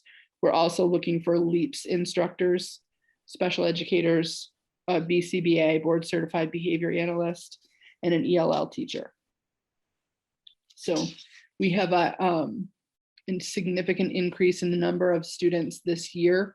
We were not anticipating. So we don't have enough support in place for the number of students that we've now identified in need of ELL services. So that's why we have that position. So any questions before I move on from personnel?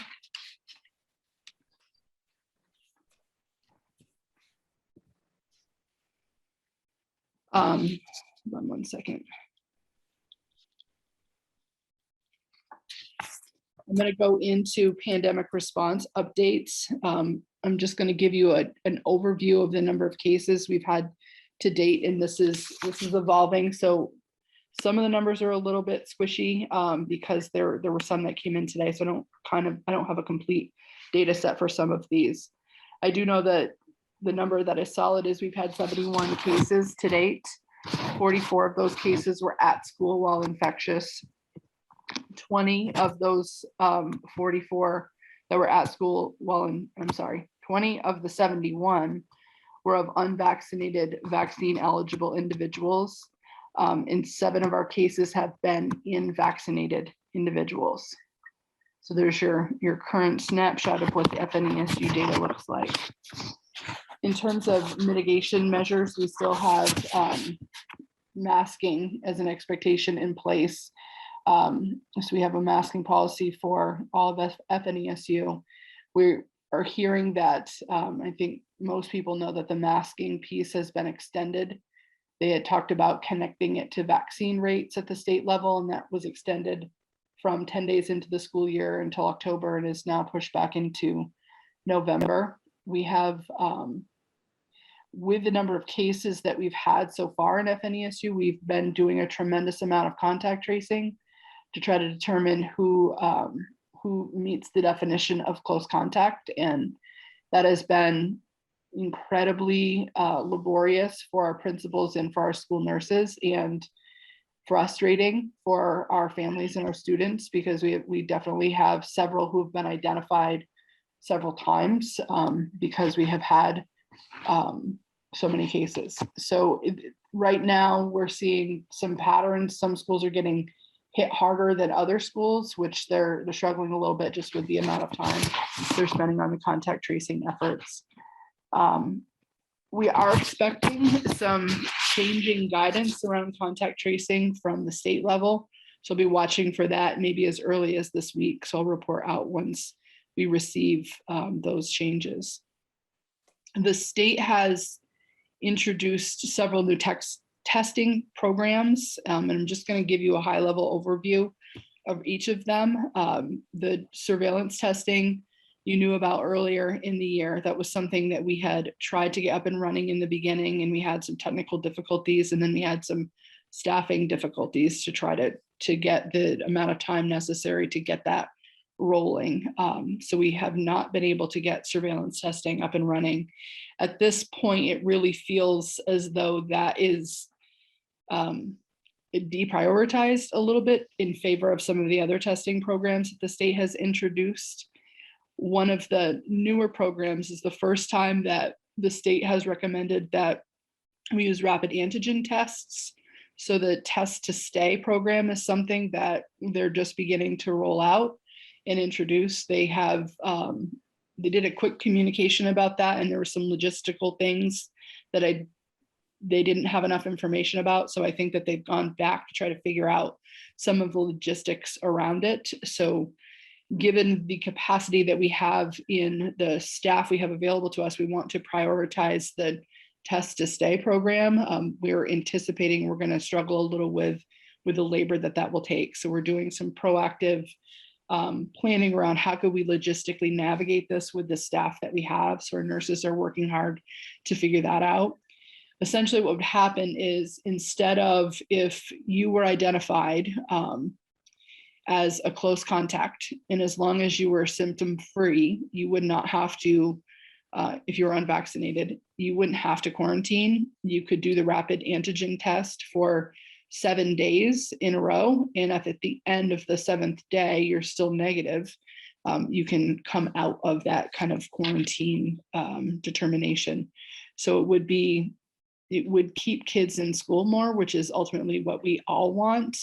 If anybody were to test positive on the rapid antigen test, they would have to go home and they would be given a PCR test as well, just to confirm. So there's a lot happening in terms of how do we logistically pull this off and figure out how to make this work. This program and other programs are opt-in programs for parents. These aren't things that we're going to do to kids without parent permission. So I just want to be clear about that. The other program that's an opt-in is a response testing. So if there is a kiddo or a staff member who during the day becomes symptomatic right now, we send them home, and the nurse looks at the pediatric algorithm and gives parents feedback around, watch for symptom improvement, or have they had any exposures, and sometimes a recommendation to get a test right away. Sometimes it's after the 24 hours. But now there's a program where we could get PCR tests in the school. So before the staff member or the student goes home, they could choose to do a response test right in the building. So you get a quicker positive or negative. You'd be able to figure it out more quickly. So kids could return to school more quickly, ultimately. The other program that they have talked about at the state level are the take-home test kits. And I don't know as much about the take-home test kits. I know that they're being piloted in a handful of schools around the state right now. And I believe those take-home tests, I believe, are also PCR, and they would need to be sent in to the Broad Institute. So there's some shipping logistics that we wonder about, because we're definitely not someone who are geographically, we're pretty far from the local UPS store. So that's how those things get shipped, and they're pretty timely in terms of how quickly they need to get back. So that's the crux of the testing program. I think that the other piece just to note is I didn't have the opportunity yesterday to watch the press conference. I know that there was a lot of conversation. I watched brief moments of it last night online. There was a lot of conversation about the emergency use authorization for the immunizations for children between 5 and 11. And it is looking like that is going to be approved pretty quickly. And I think what you'll see, what they've tipped at the state level, is you will see vaccination clinics that will pop up around the state. I think that their intention, the last time Secretary French spoke with us as superintendents, is a lot of those vaccinations they're hopeful will be done in pediatricians' offices. And they're also, like they did last spring, they're going to reach out to have pop-up sites that happen in schools as well. Again, those are parent choice. Those are not anything that we would do in school without parents choosing to bring their children to those vaccination clinics. So that is what's happening in terms of the student vaccination piece. I know there's a lot of information happening about, or people that are talking about the boosters and mixing boosters, or the timeline for getting the boosters as well. So one thing I am anticipating, I'm not hearing anything about mandatory student vaccinations. That's not on my radar in any way. What I have heard is that from the federal mandate, from the Biden administration around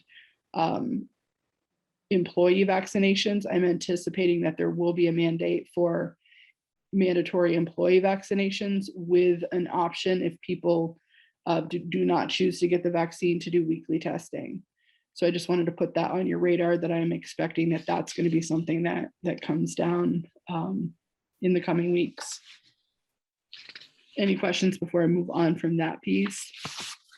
Hey, Lynn, do we have a measure of total student days missed for students that are close contact quarantining?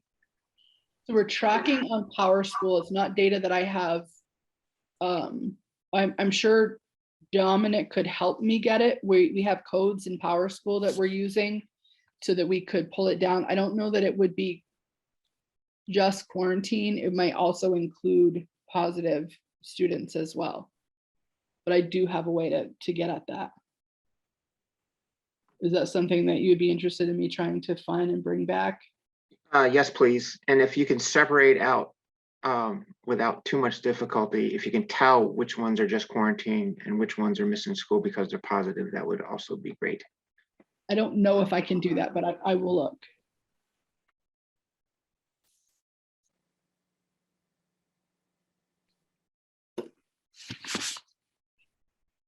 Anything else? Okay, I'm going to move on to teacher and staff retention and recruitment. You received some information from Courtney this afternoon for you to read at your leisure. We have been doing surveys for the past, I think this is either year 4 or year 5. So at the end of the year, anyone who's left in that year gets a survey, and we ask them to complete it. And it really just is looking at data points that the board expressed interest several years ago in hearing more about. So we're going to talk through some of those data points. Additionally, I wish Kevin was on here because Kevin had asked 2 years ago if we could add a layer to that and actually have a face-to-face interview. So they might not have all been face-to-face, but I assigned that to our HR director, and Jamie McAllister was able to interview. Some of them were by phone. I don't know if any were physically in person, but she spoke with all of the people when they left, and she did an exit interview as well. So you have 2 pieces of information that Courtney sent you. One with the colorful graphs. That's the virtual survey that everybody gets, and they do it. It's totally anonymous. Jamie's survey, the way it is reported to you and all of us, is anonymous. Jamie knows who said what in those exit interviews, but she's the only one as the HR director. So again, totally anonymous. I'm going to share my screen.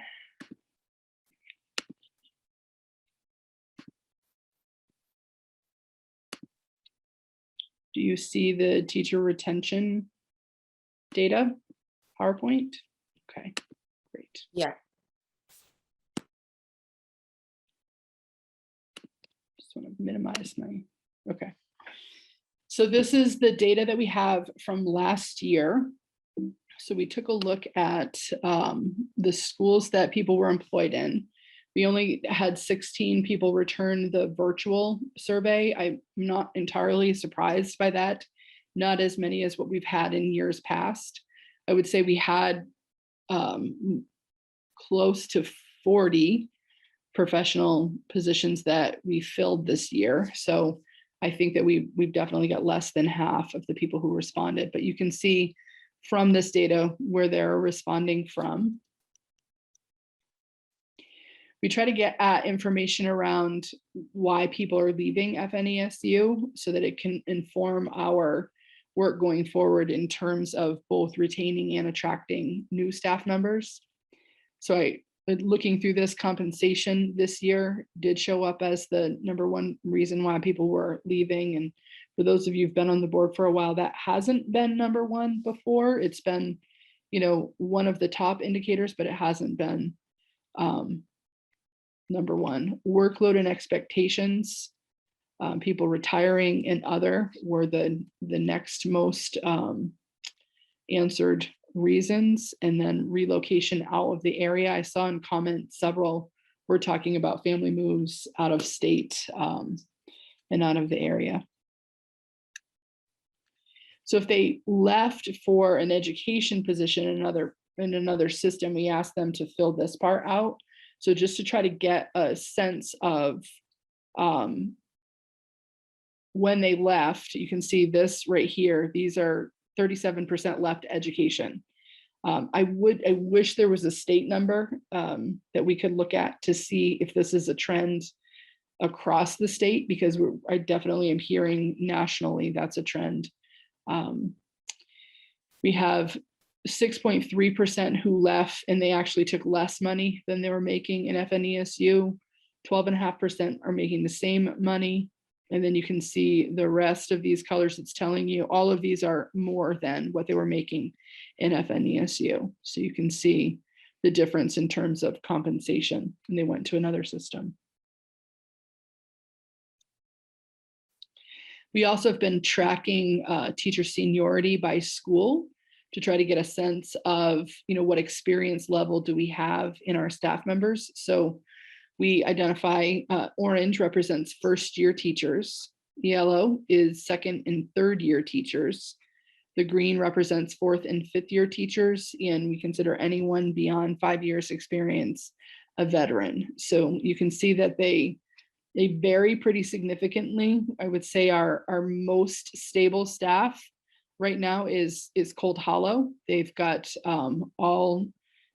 no one with less than 4 years of experience over at Cold Hollow. Our least veteran staff right now is in Bakersfield. They have 13 teachers that are within 13 of their 20 teachers who are within their first 3 years of teaching in Bakersfield. And then we see the differences in the other schools as well. We've also been tracking when people leave FNESU, where are they in terms of the number of years that they've been with us? And this data, Morgan keeps track of this data, and I would say that this has been pretty consistent. What we have noted for several years is if we can get teachers to stay to year 4 or year 5, that number's a little higher at year 5 this year than it has been. But if we can get teachers to stay beyond year 4 or year 5, they tend to stay for a longer period of time. So I think that that's just useful information as you're planning forward and thinking about, what strategies can we use to retain teachers. I'm going to stop sharing for a second. Are there any questions about any of the teacher retention data or information that I shared? It's definitely really helpful. I appreciate the visuals are great, and it's really important for us. I mean, I know we've been looking at this for years and having these conversations and continuing to kind of strategize about how do we attract high quality employees and retain them. So I appreciate you sharing that, Lynn. Thank you. There are a couple things that I just want to report. We're continuing our partnership with UVEI to try to attract some teachers and get them into the licensure program. And I think that we had the worst possible timing with this partnership because we began right as COVID hit. So we had one teacher go through that first year. We had one teacher this last year.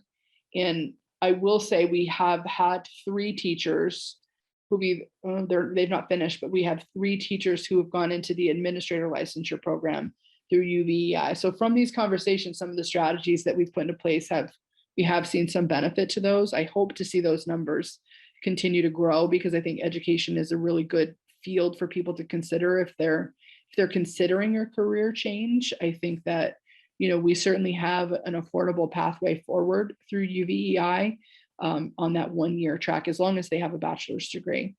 And the other piece I just want to say, for those of you not on the Enosburg-Richford board, the Cold Hollow Career Center is exploring an education in human services program through Cold Hollow. So the hope is if we can start to think about recruiting and getting students interested in the field before they leave us. So that's one of the strategies we've learned in some of the work that we've done at the state level, is that recruitment has to begin kind of at a young age too, to try to see if there are kids who might have an aptitude or an interest in coming back and working as teachers or in other positions we have in our schools. And if we're able to pull that program together and get that running at Cold Hollow, I think that it could really help in terms of workforce for not just education, but also human services. We're both in desperate need of employees. So that's an exciting potential future recruitment strategy. The last thing I have on mine is the facilities director hiring process update. I'm actually not on the committee. I put it under mine only to delegate it off to someone who is on the hiring committee to give the board an update, if you would. So I think that's Morgan or Mary or Rick. Polly, are you on that too? No, Rick and I. Rick, do you want to give a little update? Yep, I think we selected 4 candidates to interview, and we're in the interview process now, actually. That's my update. So we did two interviews yesterday, and we have 2 more tomorrow in the first round. And then we'll go from there as to whether we do a second round of interviews.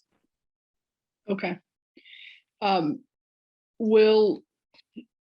Does the board want to give us authority to hire away from the table for that position? You appointed a hiring committee. And the hiring committee consists of 2 board members, right? Yes. Mary 2 and Rick. board members, 2 principals. I am on that, and Doug Lacrosse from Municipal Falls High School is on it. So Yeah. the 6 of us.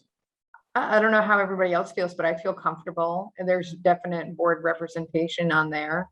I feel comfortable with that. I don't know what everybody else feels.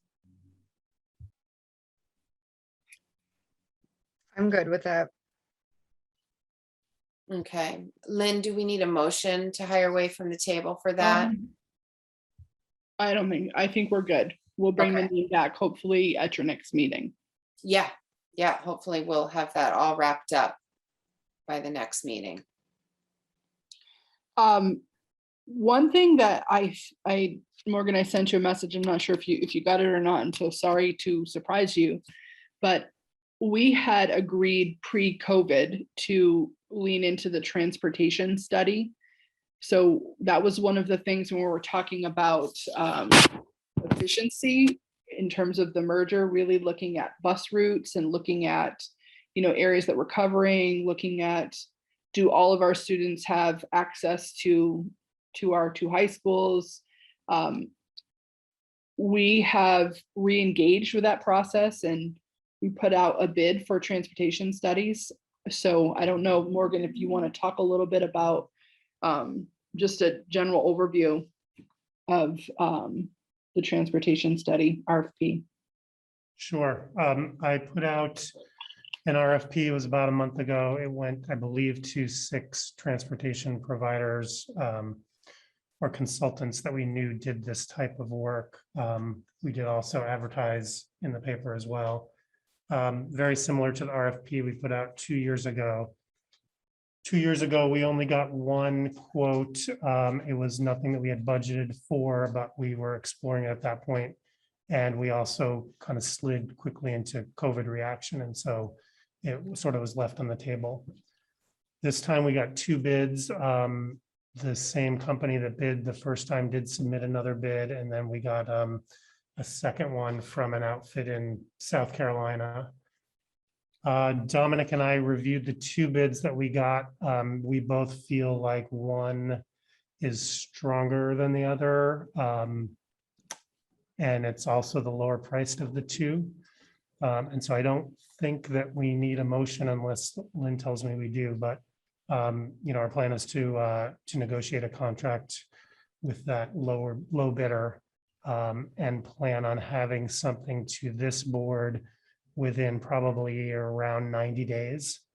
I have given Terracell, your current provider, a heads up that we'll certainly share the NEEP index, and that's that inflation factor that you can add to a contract without bidding it out.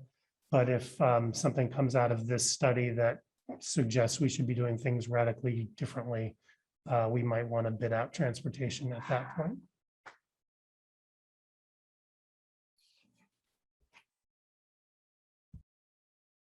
Any questions on that? Okay, Mary, that's all I have for tonight. Oh, well, Lynn, I guess I have a quick question as far as the transportation piece goes. Are we kind of engaging also with families to hear how, how the current busing situation and routes and times and accessibility and all of that are working for the families and students? Is that part of kind of this process or not really?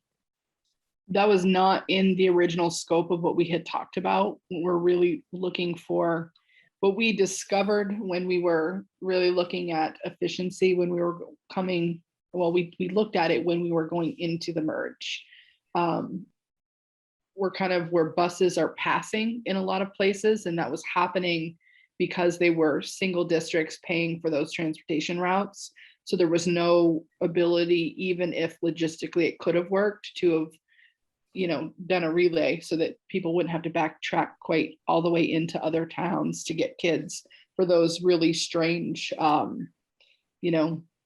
parts of one town are pretty close to another town in several instances. So I think it was more around that. And I think one of the other pieces was around, we have a high school that's kind of in the middle, and then we have Richford out here. And right now the only communities that bus to Richford are Berkshire and Montgomery. So looking at, is there feasibility to busing from Bakersfield or from Sheldon?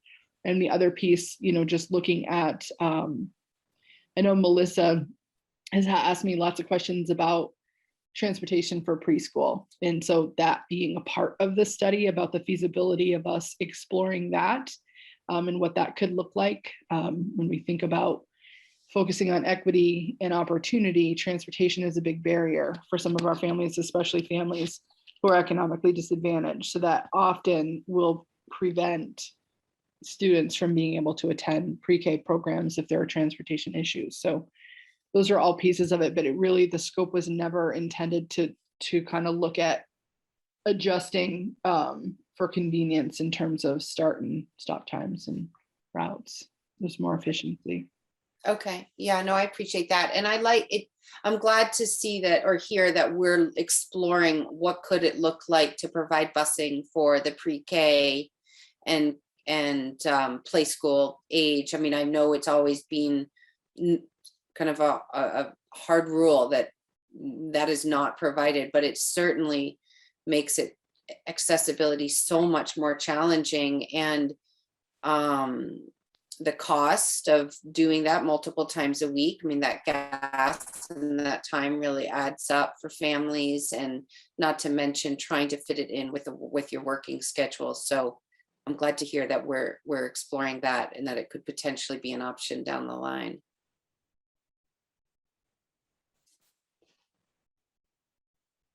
All right, so that's it, Lynn. You're all set. Okay, great. So moving on now, Morgan, you are. Oh no, you're gonna. I'm gonna do central office updates first. I apologize. I'm having some computer issues here with trying to read and have my Zoom. So Mary, screen. Your first two central office updates had conflicts tonight and are not here. But okay. Either Dominic or Jody had anything extra that they needed to add. Okay, they didn't. Okay. Okay, here we go. So Michelle, I'm wondering if you have anything further that you'd like to talk about from your report, or if the board has any questions for Michelle. The only thing that I will share with you that I'll talk more about next month in my spotlight is that in November, the agency is going to be hosting some webinars to share a rule change. So adverse effect is changing in special education, specifically for SLD, so a specific learning disability. Currently, we have to find adverse effect in the lowest 15th percentile. So the disability has to have an adverse effect in a basic skill area like reading, writing, and math. And with the change in Act 173, adverse effect is going away for specific learning disability and deaf and hard of hearing. And so that's about all I know currently, as I am awaiting a training, but this is going to become effective in July. So I will share more when I find out more. So Michelle, they're saying that there's not that going to be that third gate? The second gate, adverse effect, yeah. Second, right? Yep. Wow. It's a way to push us in the deep end to get better at our MTSS systems. So we've known that some of these changes were coming because of Act 173. So that's why we've spent so much time and energy in the last 4 years preparing our systems, really looking at all levels of instruction and trying to capture the needs of more students at that universal level. Because if we don't, you just saw in Dr. Irish's report the data about the number of students who are already on IEPs within our schools. It will flood that system if we don't get better at those lower levels. And then there won't be any way to actually really be effective because we'd have way too many students in those higher levels. So I'm sure Michelle will talk about that. Yep. Hey, Michelle, I do have one question about your handle with care safety. Yes, go ahead. So I think can we get more people trained in the Enosburg Middle and Enosburg High School? Robin, do you want to talk about that? Because you're the handle with care person. Sure. So I collaborate with all of the building level administrators to determine who within those buildings require that level of training in order to support students. And one of the main reasons that our middle and high school, especially at Enosburg, do not have that is because there is a school resource officer readily available to assist. And quite honestly, in many cases, the students are typically larger than most staff members, which would make at least the physical intervention part of Handle with Care probably not best utilized. So the verbal intervention absolutely makes sense. The physical intervention part typically does not at the middle high school level. And a lot of that's based on student size compared to our staff size. Yeah, we have 5 at the Richford High School. That is correct. Do you think that's enough? You're comfortable with 1 in the middle and 1 in high school in Enosburg? Currently at this time, based on our student needs, I believe that is very adequate. If those needs were to change, we could certainly address that. But I am confident that at this point, our building levels have the adequate training to support the current needs that the buildings are facing.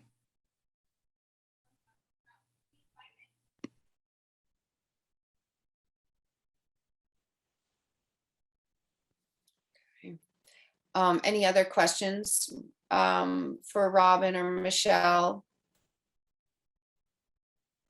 All right, thank you both.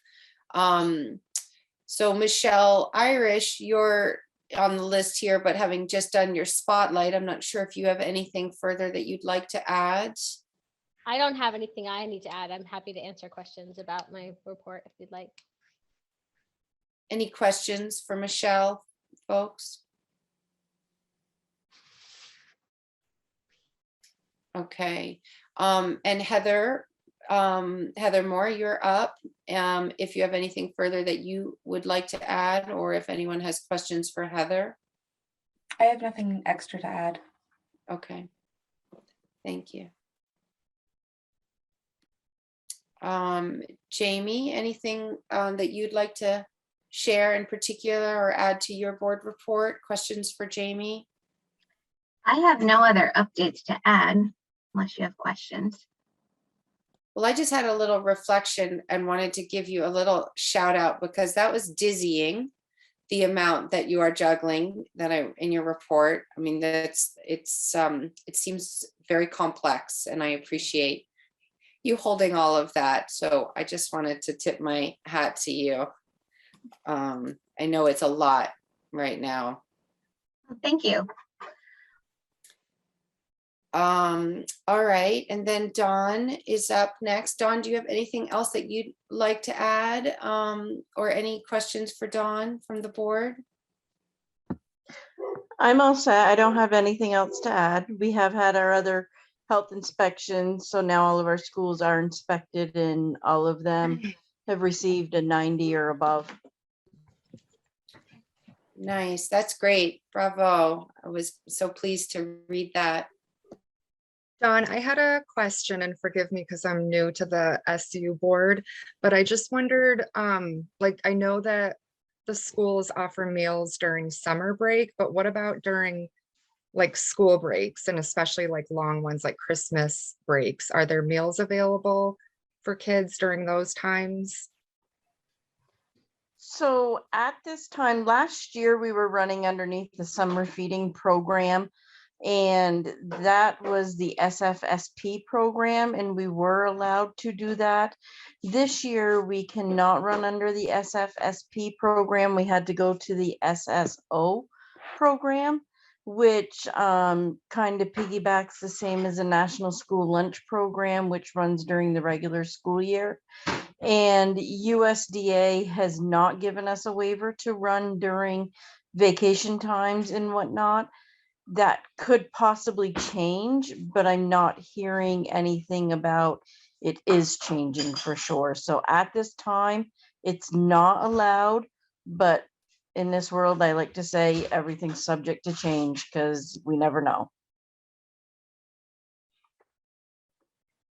Thank you. Thanks, Dawn. Melissa, you're up if you have anything further to add on top of your spotlight earlier. Any questions for Melissa? I don't necessarily have anything to add.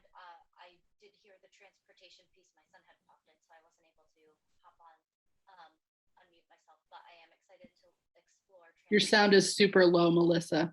We can't really hear you. Is that a little better? No. You have headphones in by any chance? Can you hear me better now? Yes. Oh, yes, that's the I ticket. just pulled the headphones off. So I was just saying that I'm looking forward to the transportation study and seeing what we might be able to do around getting the pre-K kids to and from school to help support families and help their attendance. Great. Yeah, as am I. And next up, Robin, I don't know if you have anything further that you'd like to add. I do not have anything further. Okay, thank you. Any questions for Robin from the board? No, okay. Last but certainly not least, Gabby with the Virtual Academy. Not sure if you have anything you'd like to add or any questions for Gabby from the board. The only thing I would add is that we did have our first guest speaker, and the kids did some really nice map art based on some of their inspirations. So if you're interested in seeing some of how art interacts with maps, they came up with some really creative ideas, and they are on Facebook in the comments of the post. So there's a post about the event, and then underneath there's some artwork from the kids. Nice, thanks. I look forward to checking it out. Thank you. Mary, would you mind going back to Heather Moore? Certainly, of course. One more piece that I'd like Heather to share. Yeah, of course. Thanks again. What's usual business for me, but is something that I haven't spoken to the board about, is I'm continuously looking for funding for the Richford Junior Senior High School after school program. If you recall, it had a 2-year grant that ran out at the end of June last year, and we're funding it with some of the ESSER money. The Agency of Education has opened the 21C application round again, and so I'm going to be working on an application for a 5-year grant for that school, and we can ask for up to $110,000, and it's a 100% funded for the first 3 years. So we'll be pursuing that. We've got a team together. It's a pretty good team to work on the grant. I'm happy to speak with any board members with some ideas for the program. We have great infrastructure because we have 7 other 21C funded programs already in place that are really successful. The letter of intent is due next month. The application is due in February with a notice in April. Nice, thanks. That's great, Heather. That sounds super promising. Yeah, I think we have a strong application. I'm sure. I know you're the grant goddess. I love it. She's got a pretty solid track record. So yes, I would say the chances are better than average. That is great. All right. So then now, Morgan, we're finally ready for you. Great, thank you. I am going to try to speed walk this given the hour. You can certainly tell me to slow down at any point. I'm going to start with projecting the monthly report that I sent out to you with your packet. We've gone over the format in each of your local meetings, but I'll do a quick walkthrough again. We will print these out every month. The first section of the report kind of describes the expenses that you're looking at. The adopted budget column for the SU is the budget that you approve, usually in December, maybe slipping into January, and that drives the assessments that we give to the local districts.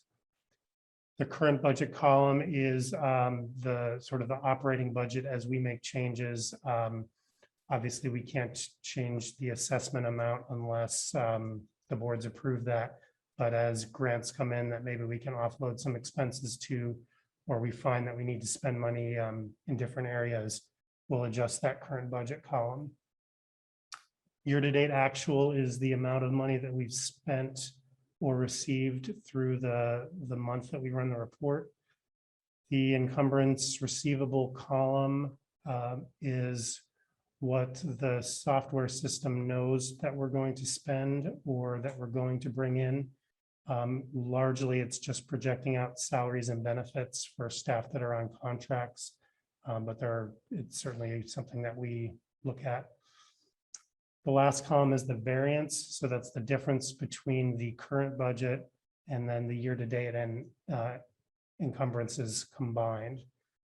Generally, and more specifically, as we get to the end of the year, a negative number is bad. It means either we didn't bring in as much revenue or we spent more money than we budgeted, and a positive number is good. As I've told you in your local meetings, you can't really look for any trends here yet, but there are areas that we'll start looking at in the next couple of months. In your local reports, I'm just giving you the general fund. Here I'm giving you the general fund and all the grant funds that we get at the SU. So there's a lot more paper than you're used to seeing. Your general fund comes first. It's then split out by revenue and then expenses. Your revenue is primarily special ed money that we get from the state, federal food service money, transportation reimbursement, and then the assessments paid by the districts. There is other money there, but that's the bulk of it. The expense categories for the general fund are similar to what you saw last year.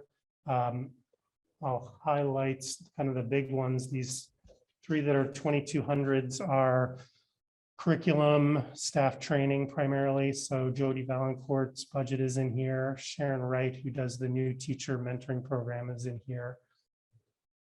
2300 is the board expenses, and at the SU generally it's just a little bit of professional development and then paying your minute taker. You've got audit, legal services, self-explanatory. Executive administration is where the bulk of central office expenses are. So in terms of salary, that would be Lynn, it would be Courtney, it would be a portion of Doreen Clark, and then the grant writing portion of Heather Moore is in there, in addition to the the general costs that we have to support central office. 2490 is primarily Melissa and the cost of running the early ed program. Going to the next page, fiscal services is the business office. So it's me with the 3 bookkeepers. Personnel is primarily Jamie, and then the costs associated with advertising and hiring staff. Admin technology is Dominic and Thomas, and a lot of the expenses that we have in terms of buying computers or replacing technology. The 2 below that, resident students and non-resident students, is your transportation contract with Terracell, and we split that out for reporting purposes to the state.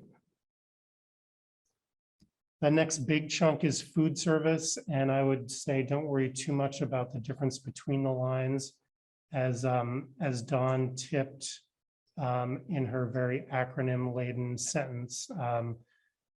Things have been quite in flux, and so we don't always have money budgeted under the right program. But if you look at that bottom line, that's what we're hoping to spend on the food service program for this year. We then go into Michelle's section, the special ed budget.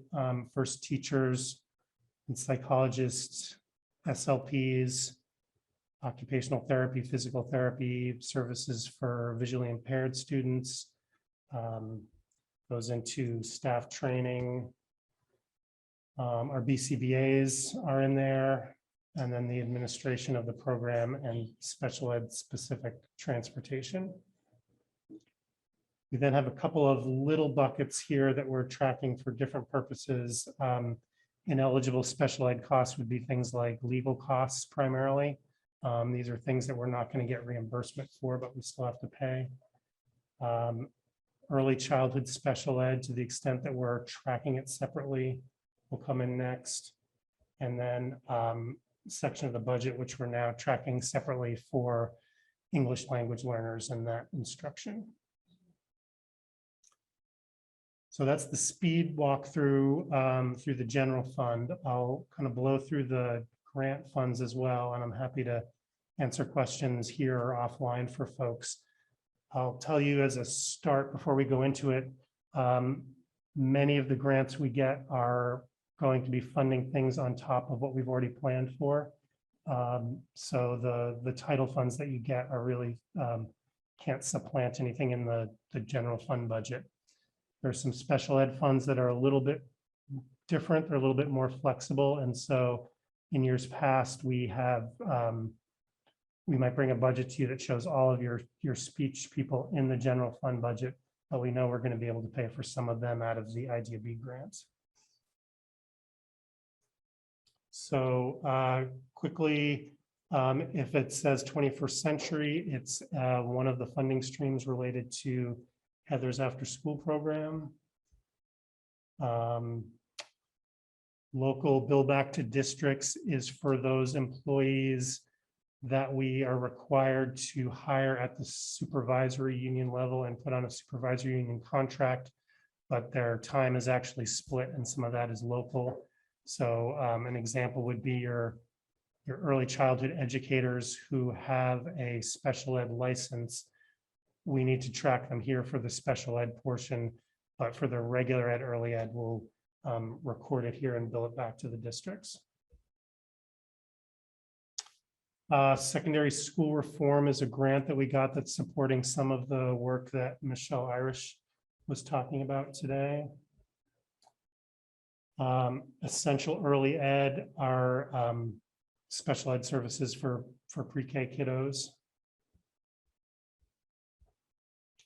Idea B is that that big chunk of money that we get to support the special ed program. We're primarily using it for speech, and we have done that as well in years past. That one does have more flexibility. There's a little chunk of money for Idea B that's specific to pre-K kids. Title I, I talked a little bit about already. That's the consolidated federal program that you've had in the system for 30 years. Title I is the the bigger of the grants. Title IV is another funding stream under that umbrella, and Title II will come in later. Another 21C grant. This is the big pot of money that Heather has, and the one that we're going to be writing for again soon. Mentioned Title II. Fresh fruit and vegetable program is a separate funding stream that allows for fresh fruit and vegetables to be served outside of meal times. So that's under Dawn's umbrella. We've got the 2 ESSERs coming up. Hopefully soon we'll have the 3rd ESSER approved and able to spend on. And that is now largely add-on programs. When Jody's back next month, she can sort of talk in more detail about the actual programmatic part of that. Couple little streams. Medicaid reimbursement is money that we collect at the SU and drive back to the districts. EPSDT is a little stream of money. We have used that in the past for funding things like the tooth tutor program, some LEAPS activities in the districts. It's got some narrow guidelines on how to spend it, but it's a pretty minor chunk of money.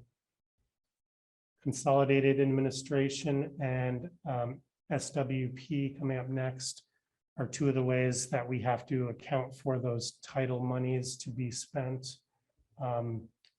It's not a very interesting conversation. I'm happy to have it offline, but it's related to your title money. United Way, I believe, is some money that Heather scored in a grant to support her program.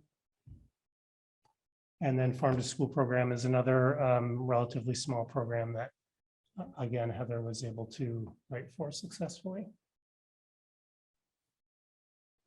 So sorry, I know that's fast. As with your local districts, as we start seeing storm clouds on the horizon in terms either of spending or revenue that we're no longer confident we're going to receive, I would obviously give you a heads up on that.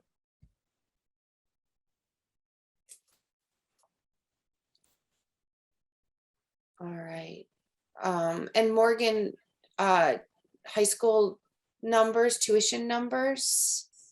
I'll be bringing those to your local meetings because Okay. if I bring good news to one district, it's usually bad news for the other. Fair enough. Okay.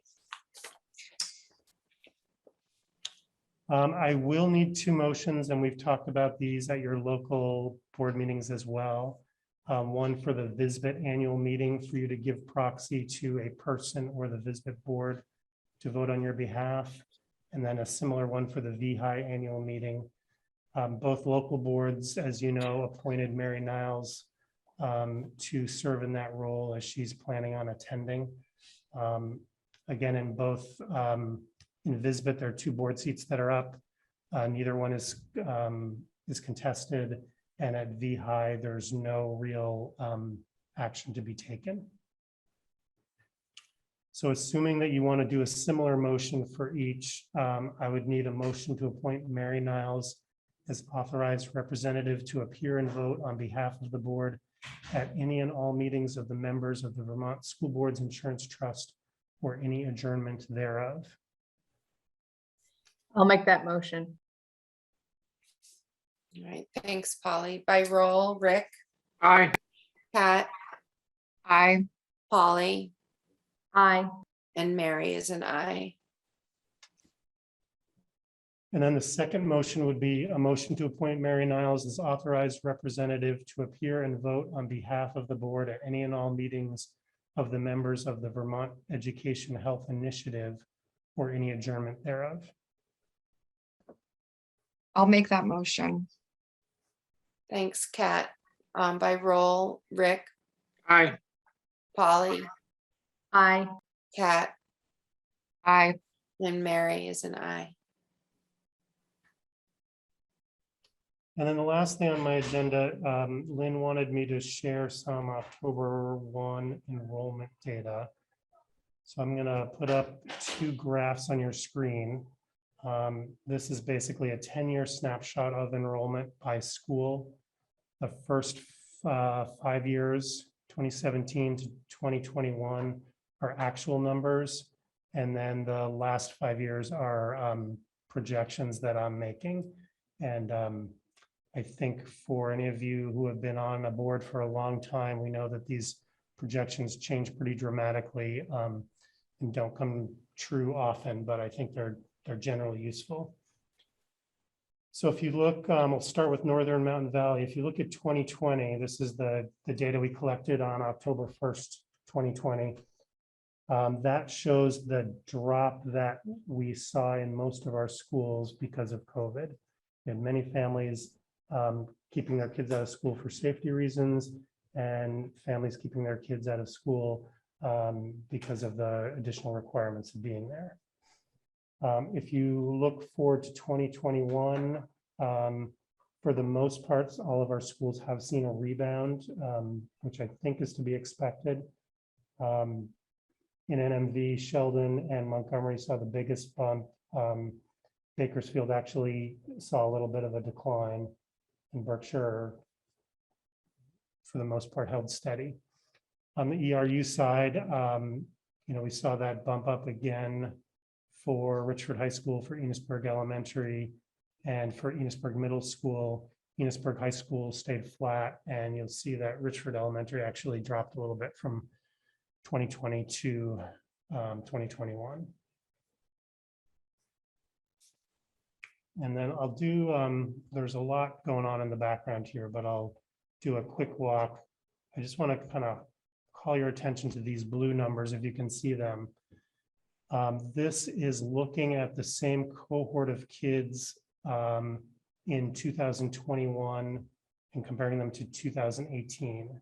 So I'm looking at K through 5 only in each town and comparing that through 3 through 8, because those are the same groups of kids moving through. And I think what this information gives is a 3-year trend. It filters out the noise of 2020, which we know was an odd year, but it gives you kind of a general idea of what the trend has been over the last 3 years, at least in terms of kids moving in and out of a town, as well as moving in and out of the school system. I don't do this for the high school because there's a lot of noise around high school choice and kids leaving the system there who might actually be on your bill and being counted in your ADM, pre-equalized pupils, but also it just felt like it's not a good indicator of what's maybe the demographic trend within a town. So going through quickly, Bakersfield's up 3.6, Berkshire's up a little over 7%. Enosburg is the one town that dropped, 4% drop comparing those two cohorts. Montgomery up just under 5%.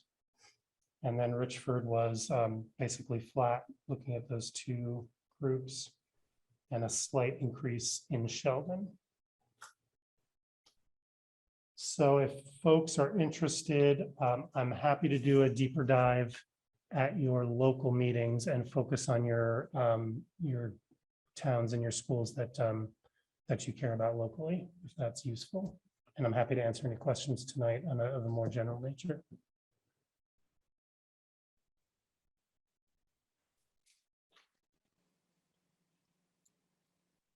All right, any questions for Morgan? All right, thanks, Morgan, I appreciate it. So moving on to board business, and actually, Morgan, I feel as though you could weigh in on this central office space update, because you probably know more than anyone at this point where that all stands. But first, any future agenda items from board members that you can think of in the moment? There's always plenty of time to add them at a later time. This isn't an agenda item. This is sort of just a request. I'm going to be like that kid. Can we get like those reports that came in the afternoon? Can we get those earlier? You know, like the reports that you speak to in the agendas. We can try. I'll be honest with you, they weren't completed earlier. for the Oh. for this round. We could try for the Yeah. future. Just because it was like getting home, eating dinner, scrolling reports, and I don't feel like I'm doing a due diligence when I'm looking at it in that type of speed, but The intention of my retention surveys Yeah. were not to do it before the board meeting. So I apologize if that did. It probably did look like that. Yeah. in hindsight. Sorry about Okay, that's okay. All right. Cool. Thanks, Polly. So Morgan, central office space update, anything that we should Sure. So be in the know about? I'm not sure what I told you last because the meetings are a little fuzzy now. We do have a lease for the space in Richford through the end of June.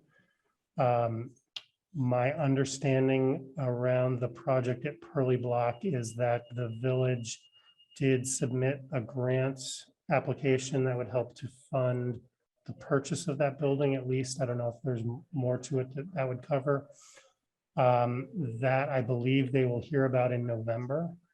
I've heard some rumors on the street that there's some issues around rights of way, but I don't have any details on that. And I think we're a little ways out still before this project even gets moving through the channels that it needs to approve. So as folks are hearing other stuff in the community, please let me know. I don't know the timeline for the grant notice in November, if it's going to come before or after your meeting, but certainly I will I'll update you then if there's anything new. Great, thanks, Morgan. Appreciate it. So the board vision and goals update and next steps. I believe where we landed last time is that we would work at least one more working session with Mike. Do we adjust at the SU board level? But correct me if I'm misremembering, because there were a lot of people kind of chiming in. I think you're a little bit. I think that you had talked about it being just at the SU level, and then decided there were some people that have been engaged in this all the way through. So right. Already been engaged to stay on. But you're a fair ways into that work at this point. So I didn't know, I put it at the end of my slideshow in case you wanted to just give a, here's where we're starting to go. I don't know if you want that now or if you want to wait until after the next working session. I would say maybe let's wait till after the final working session, because then it will be, much more cohesive and presentable. Sounds good. So I suppose what we need then is for, maybe Courtney to send out a doodle to see what availability looks like, and align that, obviously check in first with Mike and structure the dates offered up around his schedule. I'll add that to the designate tonight for Courtney. Okay, great. I know she has it on the list and hasn't gotten to it yet. Okay. And I would say a 2-hour session would be warranted. Okay.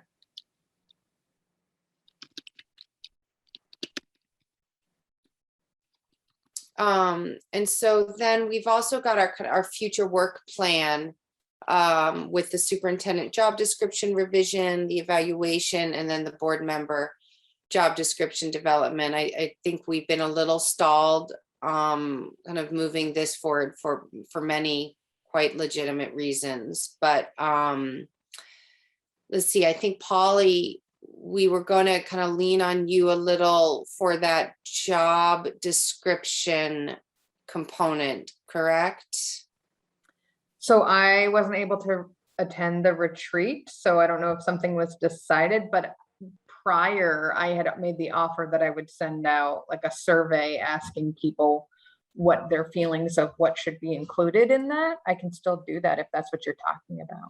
Yeah, because I mean, I guess that in the board retreats, we've been so focused on the vision and the goals, and we haven't even really had the bandwidth or the time, quite frankly, because we run over in every single one of those. There's still lots of work to do that we don't get to. So we have not really done that. I mean, and so it begs the question, do we need potentially kind of a similar process around this, that's just this, the job description, the evaluation and such, because how do we kind of dive in to do it and make it happen, I guess is what I'm asking. Well, let me send out the survey, because maybe we're closer than we think, right? Yeah. Maybe we're finding that we're all kind of thinking the same thing as far as what we want in a job description. So I could do that. One of the things I would point you to, sorry, Polly. That's okay. One of the things I would point you to is also your resource with the SBA, because that is one of the things that they offer to us is help with job descriptions, and they also help with superintendent evaluation. So I think utilize them as a resource, because they likely have access to nearly every job description in the state. So I just would want to make sure that you're capturing the legal requirements of the job, which might not be visible to, I don't know who you're intending to survey, you don't need to tell me, but I think that just make sure you're capturing those pieces too, because there are some things that have to be there. So Polly, I mean, I don't mind reaching out to Sue then, and at the VSBA, if you'd like me to do that, as far as some of what Lynn just alluded to. Well, I had already done that. Okay. I've already had that conversation. I'll call her again just to find out exactly what has to be in there. But when we were doing the evaluation before, I had reached out to her about evaluation and then job description. But I can do that again to see, because at the time they didn't have any templates, but they were willing to do professional development around it, where they would come and do like workshops around that. Okay. But I'll reach out again. Okay. Yeah. Super. I appreciate that. Thank you. All right. Anything else, folks? Our next meeting will be November 17th. I have one thing for executive session to discuss personnel. Okay. So, Rick, who would you like in that executive session? I think I just need Morgan and Lynn. Okay. Okay. So I'll make the motion. Polly, okay. Polly made that motion by roll. Rick? Aye. Kat? Aye. Polly? Aye. Mary is an aye. So let's see, we can let everyone else go then. Yeah. Thank you all so much for all your amazing hard work. We really appreciate it. I guess we'll make sure, Morgan, if you can make sure once we enter executive session, we're no longer being recorded, and then we'll come back and adjourn the public meeting. Although yes, it looks to me like people are vacating the public space. Well, camera guy will still be here. So what I'll do is I'll put this meeting in the waiting room, and I'll go on headphones so I can listen, and then we'll go back into open session. Okay. Is this going to be a long one, Rick? I don't think so. Shouldn't be too long. Oh, you can stay. I can stay outside if you want. All right. Thank you all so much. Take care, everyone. Okay. So we are exiting executive session at 9:04 with no action needed. And I just need a motion to adjourn. I'll move. Thank you, Polly. Everyone give a wave. Yeah, thanks all. Have a good rest of your evening.